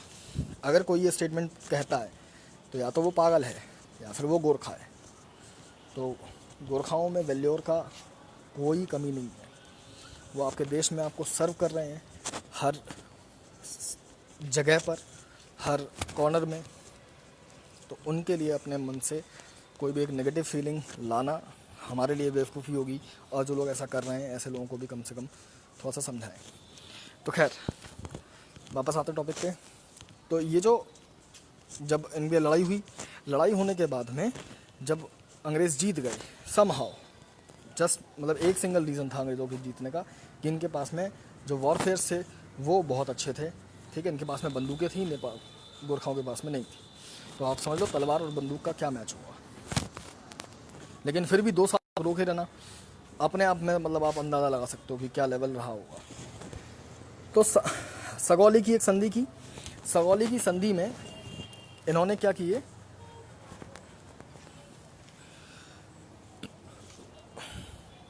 सगौली की संधि में इन्होंने इलाके बांट दिए, नेपाल को टेरिटराइज कर दिया। अच्छा, सगौली की संधि से पहले नेपाल ने क्या किया था, मतलब नेपाल में जो भीमसेन थापा जो थे, ये नेचर के थे जिसका जवाब नहीं लड़ने में। इन्होंने उत्तराखंड पूरा प्लस हिमाचल प्रदेश ये पूरा जीत लिया था। बिल्कुल, जो उत्तराखंड और नेपाल आपके वो हिमाचल आपके पास में है ना आज, ये पहले नेपाल जीत चुका था। ठीक, और हिमाचल में बता दूं मैं आपको, कांगड़ा का मंदिर है, जो कांगड़ा देवी का मंदिर है ना, कांगड़ा तक नेपाल की सरहद थी। ठीक, लेकिन जब सगौली की संधि हुई तो फिर ये सारा इलाका उत्तराखंड और हिमाचल का वापस शामिल हो गया ब्रिटिश भारत में, जो समय ब्रिटिश ऑक्युपाइड इंडिया था उसके अंदर शामिल हो गया। और इसकी सरहद बांधी नेपाल की 2 नदियों के बीच में। पूर्व में नेपाल की सीमा तय हुई शारदा नदी से, जो उत्तराखंड में पड़ती है। वहाँ से शुरुआत होकर नेपाल की जो पश्चिम में जो सीमा शुरुआत हुई वो शारदा नदी से शुरू हुई, जिसको ये महाकाली नदी भी कहते हैं। तो पश्चिम की महाकाली नदी से लेकर और पूर्व में यानी अपनी टेल की तरफ, नेपाल की टेल की तरफ तीस्ता नदी है, वहाँ तक इनकी सीमा निर्धारित कर दी ब्रिटिशर्स ने, और अभी तक चली आ रही है। अब बवाल कहाँ है, अल्मोड़ा के आगे एक जगह पड़ती है काला पानी। अल्मोड़ा आप सबने सुना होगा, बहुत खूबसूरत जगह है। ठीक, उसके आगे एक जगह पड़ती है काला पानी। चीन के साथ में युद्ध हुआ था। अब यहाँ पर चीन की हरकत देखना। चीन के साथ हमारे युद्ध में नेपाल के राजा के साथ में भारत की दोस्ती अच्छी थी। जवाहरलाल नेहरू ने, ऐसा ये नेपाली कहते हैं, मैं ये नेपालियों का व्यू पॉइंट बता रहा हूँ, लोग ये बताते हैं कि भाई साहब जवाहरलाल नेहरू ने नेपाली राजा से मदद मांगी थी और नेपाली राजा ने तुरंत बिना किसी लिखा पढ़त के ये लिपुलेख का इलाका और काला पानी का इलाका यहाँ पे भारत को जगह दे दी थी अपनी चौकियाँ बनाने के लिए, जिससे वो चीन से लड़ पाए। ये नेपाली लोगों का वर्जन है, ठीक है। इंडिया का वर्जन क्या है पता नहीं। अब लेकिन लिखा पढ़त नहीं है और 70 साल से किसी भी मतलब 62 से लेकर अभी तक जो भी टाइम पीरियड हो गया, अभी तक नेपाल की किसी भी सरकार ने ऐसा कोई क्वेश्चन रेज नहीं किया, ठीक है। ये जो पूरा इलाका है यहाँ पर पूरा एडमिनिस्ट्रेशन इंडिया का चलता है। काला पानी इंडियन एक्सेस के अंदर आती है, इंडिया के ही अंदर आती है, हम मैप में भी शो करते हैं। लिपुलेख हमारे उसके रीजन के अंदर आता है। कहने में ये आता है कि काला पानी एक ऐसी जगह थी जहाँ, यानी उस समय तो चाइना बहुत कुछ जीत गया था, लेकिन काला पानी वाला पॉइंट जो है वो चाइनीज़ ट्रूप्स ने नहीं जीत पाया था, ठीक है। तो एक तो ये सीन हो गया। अब मैं आपको बता दूं कि पंगे कहाँ पर हैं, ठीक। इनको वापस लेने के लिए नेपाल जो है अब वो ट्राई कर रहा है कि हमें कैसे भी करके काला पानी वाली जो जगह है वो वापस मिल जाए। इंडिया इसको अपने मैप में ना दिखाए, इसके लिए नेपाल ने अपना एक नया नक्शा जारी किया था, जिस नक्शे के अंदर उसने काला पानी को अपनी जगह दिखाई थी, ठीक है। और इसको ऑथराइज तौर पर वो नेपाली संसद में प्रेजेंट करने वाले थे, जिसको संसद ने रोक दिया, ठीक। तो एक अच्छा कदम हमारे फेवर में हो गया। सेकंड, लद्दाख में उत्तराखंड में, लद्दाख में, हिमाचल में, सिक्किम में और अरुणाचल प्रदेश में, ये मैंने आपको बॉर्डर एरियाज बताए थे जो कि मैच करते हैं किससे, हमारे चाइना के साथ में। तो लद्दाख में तो हमारे सर्टेन रीजन्स कुछ ऐसे हैं जहाँ पर चाइना के साथ में क्लैशेस हैं। 2 पॉइंट हमारे उत्तराखंड में है, 2 पॉइंट हमारे हिमाचल में है, 14 पॉइंट हमारे अरुणाचल प्रदेश में है। यानी सबसे ज़्यादा अगर कोई मैसी जगह है तो वो मैसी जगह अरुणाचल प्रदेश है। और यकीन मानो कि चाइना की, इससे पहले आपने जो सुना होगा वो सिर्फ अरुणाचल प्रदेश के बारे में सुना होगा कि चीन अरुणाचल प्रदेश को अपना हिस्सा बताता है, वो इंडिया का हिस्सा नहीं मानता। और इसके लिए वो एक सबसे धूर्त बड़ी हरकत क्या करता है कि अरुणाचल प्रदेश के लोगों को वो स्टेपल वीज़ा देता है अलग से। जो भी आदमी अरुणाचल प्रदेश से चीन जाना चाहता है उसको वो स्टेपल वीज़ा देता है कि भैया, स्टेपल वीज़ा यानी जो हट के अलग हो जाए, सिंपल से है और उसमें कोई वो नहीं है कि वो अरुणाचलियों को देता है दिखाने के लिए कि तुम तो हमारी आदमी हो, तुम्हें फॉर्मेलिटी के लिए स्टेपल वीज़ा ले लो। ऐसी कई टेरिटरी है, मैं आपको बता ही चुका हूँ, क्योंकि LAC हमारे बीच में कन्फाइंड नहीं है। कन्फाइंड क्यों नहीं है, इस पॉइंट पर भी थोड़ा सा बात करते हैं। चीन नहीं चाहता कि ये LAC डिज़ाइन हो, ये LAC बने। पहले भी जो सरकार थी वो भी, इस सरकार ने भी कई बार अपनी मीटिंग्स में ये बात चीन के सामने उठाई है कि हम और आप मिलकर चीन की जो और इंडिया की जो सरहद है उसको हम डिज़ाइन कर लेते हैं। लेकिन चाइना ने कभी इस पर कोई ज़्यादा तवज्जो दी नहीं। क्यों नहीं दी? क्योंकि चाइना के गेम प्लान अलग हैं, जो अब हमें समझ में आते हैं कि क्या गेम प्लान है। युद्ध, आप किसी चीज़ को इनडेफिनेट रखो, डेफिनेट मत करो, फिर कभी उसके साथ में लड़ाई करो और लड़ाई लड़ने के बाद में आपका ये चांस बना रहेगा कि आप कैसे भी करके उससे थोड़ा बहुत ज़्यादा एक्सेस ले पाएँ। तो चीन की, अच्छा ये सिर्फ हिंदुस्तान के साथ नहीं है, ये मत सोचना ये सिर्फ हिंदुस्तान के साथ नहीं है ना, ये सिर्फ हिंदुस्तान के साथ नहीं है। चीन के तकरीबन जिनसे चीन की सीमा मिलती है, हांगकांग में नाम से उसका पंगा है सिर्फ टेरिटरीज को लेकर। इवन रशिया जैसे बड़े देश के साथ भी इसका पंगा था, लेकिन इसने रशिया के साथ अपना पंगा सॉर्ट आउट कर लिया था, ठीक है। आज अगर कहीं पर पीसफुल बाउंड्री है चाइना की, कोई पीसफुल बाउंड्री है, तो वो रशिया के साथ में है। क्यों? क्योंकि रशिया भी एक कम्युनिस्ट देश है, ठीक है, चाइना भी एक कम्युनिस्ट शासन देश है। तो दोनों कम्युनिस्ट वाले हैं, दोनों एक जैसी सोच वाले हैं, और दोनों ही कहीं ना कहीं रशिया ज़्यादा पावरफुल है चाइना से। तो चीन ने वहाँ पर समझौता करके LAC डिज़ाइन करने में ही अपनी भलाई समझी। और इसके अगर चीन की कोई डेफिनेट बाउंड्री है किसी देश के साथ में तो वो रशिया है। और बाकी उसे जो देश लगते हैं कि जिनको मैं दबा सकता हूँ, सप्रेस कर सकता हूँ या ह्यूमिलेट कर सकता हूँ किसी भी तरीके से, उनके साथ में चाइना ने अपने बॉर्डर डिस्प्यूट्स बनाए रखे हैं। देखो, हिंदुस्तान का बांग्लादेश के साथ भी बॉर्डर डिस्प्यूट था। ये जो मोदी की सरकार आई थी, मोदी की सरकार के आने के साथ ही हिंदुस्तान के साथ जो बांग्लादेश का डिस्प्यूट था वो बांग्लादेश के साथ में उसने सेटलमेंट कर दिया। इसमें यकीन मानो एक आदमी क्या करता है, उसे अगर देश में, जैसे मैं आपको बता रहा था कि भारत का जो कार्यप्रणाली है वो एक मध्यम वर्गीय इज्जतदार इंसान की जैसी है। अगर किसी इज्जतदार इंसान के सामने मामला सुलझने के लिए आएगा तो वो क्या करेगा, ठीक है, ज़्यादा ऊपर नीचे नहीं देखेगा, वो चाहेगा कि वो मुद्दा हमेशा के लिए शांत हो जाए। बांग्लादेश के साथ में ठीक भारत की कार्यस्थिति ऐसी रही। हमने बांग्लादेश के साथ में जब अपना बॉर्डर सेटलमेंट किया तो यकीन मानो भारत की तरफ से जो लैंड गया ना वो उसकी मात्रा ज़्यादा थी, जो बांग्लादेश की तरफ से लैंड आया उसकी मात्रा कम थी। हम उसके पीछे लड़े नहीं बैठकर, ठीक है, उसके पीछे ना बांग्लादेश ने युद्ध किया ना हमने युद्ध किया। थोड़ा सा एक लेवल इसको हमने एक एक्स्ट्रा लैंड पर एक्सेस दे दी, ऐसा उनका, जैसी उनकी डिमांड थी, उनके पास कुछ वैलिडेशन के प्रूफ भी थे, ठीक, तो हमने ये नहीं कि उसको डिनाई किया। ठीक है, सही है, परफेक्ट है, आपका अगर बनता है आप लेके जाओ, हमारा जो बनता हो वो।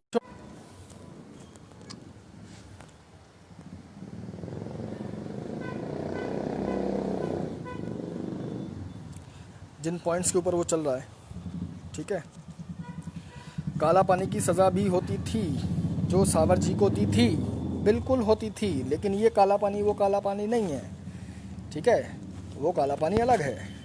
वो काला पानी दरअसल हमने नाम दे दिया किसको, हालांकि दुर्गम जगह है, यहाँ पर पहुँचना आसान नहीं है, इसीलिए हमने एक दूसरी चीज़ की एक उपमा, दूसरी जगह को इसकी उपमा दे दी, इस जगह की उपमा, यानी इस काला पानी की उपमा हमने अंडमान निकोबार की सेलुलर जेल को दे दी थी। तो वो जो जेल थी वो अंडमान निकोबार में थी, सेलुलर जेल थी, हम बस उसको उपमा देते हैं किसकी, इस वाले काला पानी की। तो इसको मैच मत करिएगा, मैं भी बहुत पहले मैच करता था जब तक मेरे डाउट्स क्लियर नहीं थे। फिर जब मैं घूमने गया, मैं घुमक्कड़ किस्म का इंसान हूँ थोड़ा सा, तो जब मैं उत्तराखंड, तकरीबन मेरा हर साल का चक्कर रहता है, मन को चैन नहीं मिलता जब तक एक दो बार पहाड़ देख नहीं लगा साल में। तो जब मैं अल्मोड़ा गया तो वहाँ से मैंने काला पानी का बोर्ड देखा था, मैंने कि भैंस की आँख माथे में पसीना बनी, काला पानी इधर से कैसे होकर जा रहा है, अपन कौन सा हाईवे जा रहा है ये। तो फिर मैंने रूट मैप चेक किया, मतलब जगह देखने के लिए नहीं, उसके बारे में, उस काला पानी के बारे में। तो ये काला पानी जो जगह है एक्चुअल में लोकेटेड है अल्मोड़ा के पास में। इस तक पहुंचना अपने आप में एक चैलेंज होता है, ठीक है, बहुत काफ़ी दुर्गम इलाका है, इसीलिए चाइना इस चीज़ को टेक ओवर नहीं कर पाया था, इस पॉइंट को टेक ओवर नहीं कर पाया था। तो अपने आप में आप समझ जाओ उस पर्टिकुलर टाइम पे। तो इसकी उपमा अंडमान निकोबार की सेलुलर जेल को दी गई, क्योंकि वहाँ तक पहुँचना भी आसान नहीं था, ठीक है, सेलुलर जेल को दी गई थी।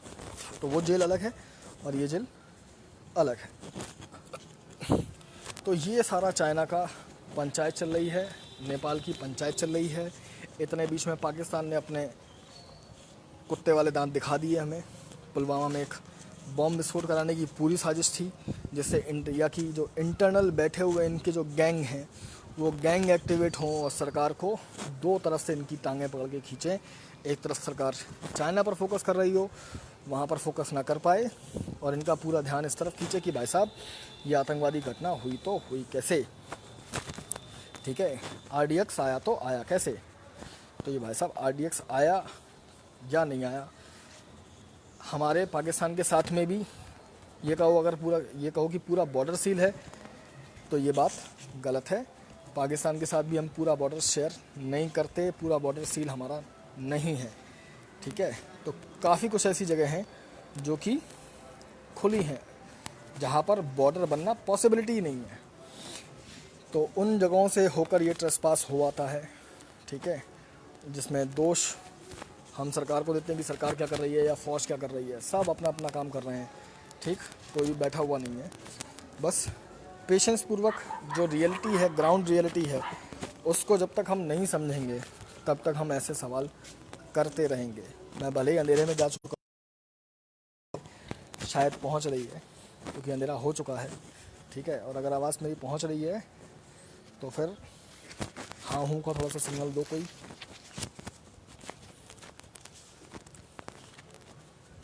हेलो,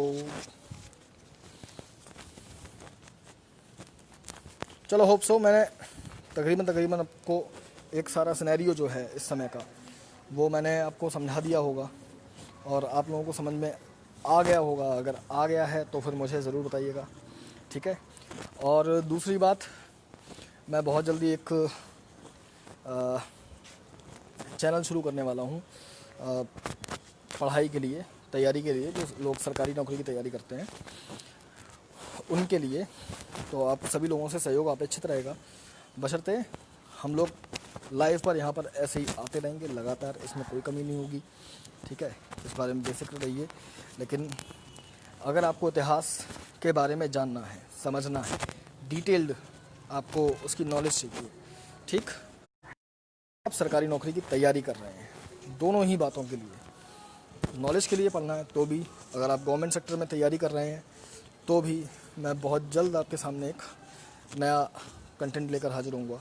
ठीक है, अभी काम शुरू करूंगा, लॉकडाउन ख़त्म हो जाए उसके बाद मैं इस दिशा में थोड़ा सा कदम बढ़ाऊंगा मैं, क्योंकि नॉलेज सबसे बड़ा टूल है।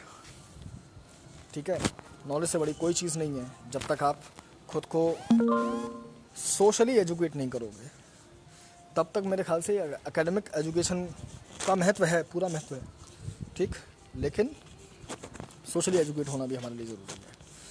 तो होप सो आज का लाइव पसंद आया होगा, सारी चीज़ें समझ में आई होंगी, और अगर किसी को कोई डाउट रह गया हो तो बिना किसी तक भाई के साथ शेयर कर सकते हो। पूरा प्रयास किया जाएगा आपकी सभी शंकाओं का समाधान करने का, और ना सिर्फ समाधान करने का बल्कि आपको पूर्ण रूपेण संतुष्ट करने का भी। ठीक है, तो इसी के साथ, क्योंकि अंधेरा हो चुका है, जो कि हर बार हो जाता है, फिर से हो चुका है, चलते हैं। और अगर किसी लगता है कि आपको ज़्यादा नॉलेज चाहिए या किसी टॉपिक के बारे में आपको डिस्कस करना हो, ठीक, तो फिर आप इस ग्रुप के मैसेज बॉक्स में अपना वो पर्टिकुलर टॉपिक बताया करिए। ठीक है, कि हमें इस समय, लेकिन वो टॉपिक होना कैसा चाहिए ये मैं बता दूं, देश की इकोनॉमी की व्यवस्था से, पॉलिटिकल व्यवस्था से, यानी व्यवस्था से जुड़ा हुआ प्रश्न होना चाहिए, चाहे वो किसी भी व्यवस्था से हो, यानी मेजर सिनेरियोज पे हो, जिसमें बाकी लोगों का भी ज्ञानवर्धन हो सके। ठीक है, ऐसा अगर कोई टॉपिक आपको लगता है आप बिल्कुल डालिए। ठीक, उस टॉपिक पर मैं और आप बैठकर चर्चा करेंगे सभी लोगों के साथ में, जिससे ना सिर्फ मैं अपना ज्ञान बढ़ाऊं, आपका भी ज्ञान बढ़े, आपके सवालों से मेरा भी बढ़े, आपके प्रत्युत्तरों से मेरा भी ज्ञान बढ़े, और हमें जो सुनने वाले हों उनका भी बढ़े। ठीक है, यानी विन विन सिचुएशन हर तरीके से होनी चाहिए। तो ऐसा कोई अगर टॉपिक हुआ करे तो आप पेज के एडमिन को मैसेज किया करिए, और एडमिन सर जो हैं वो थोड़ा सा हमें बताया करेंगे, तो फिर मैं आपको जितना भी जल्दी हो सकेगा, कभी हो सकता है तुरंत भी शाम को लाइव आ जाएं, ठीक, जितना जल्दी हो सकेगा उतना जल्दी हम आपके साथ में वो डिस्कस करेंगे। ठीक है, तो आज के लिए जय श्री कृष्ण।